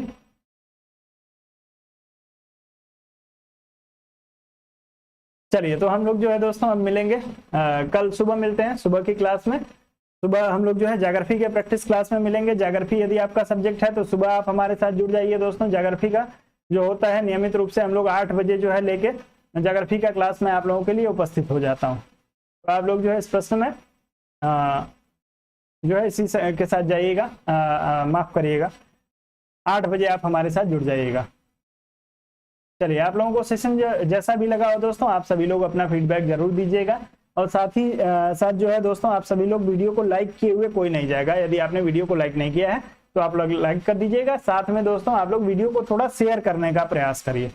वीडियो को अपने दोस्तों मित्रों तक जो है आप सभी लोग पहुंचाइए। आप सभी लोगों को दोस्तों गुड नाइट, शुभ रात्रि सभी लोगों को। चलें, तो सब लोग दोस्तों सभी लोग एंजॉय करिए, मजे से मौज से पढ़िए। और जो दोस्तों कभी भी जो है वो आपको घबराना नहीं है, और जो है एक फुल माइंड में होके जो है आपको शांति से अपनी पढ़ाई को करना है। आपके पास जो समय है आप उसमें अपनी तैयारी अच्छे से कर सकते हैं, यदि अभी से भी सीरियस होके आप लग जाते हैं तो। चलिए, फिलहाल जो है आपके उज्जवल भविष्य की कामना के साथ जो है, चलिए मोहित जी जय हिंद। मैं आपके मैसेज का इंतजार कर ही रहा था। चलिए, तो दोस्तों अब जो है कल मिलते हैं, तब तक के लिए आप लोग मुझे भी अनुमति दीजिए। आप सभी लोगों को दोस्तों गुड नाइट, शुभ रात्रि, जय हिंद।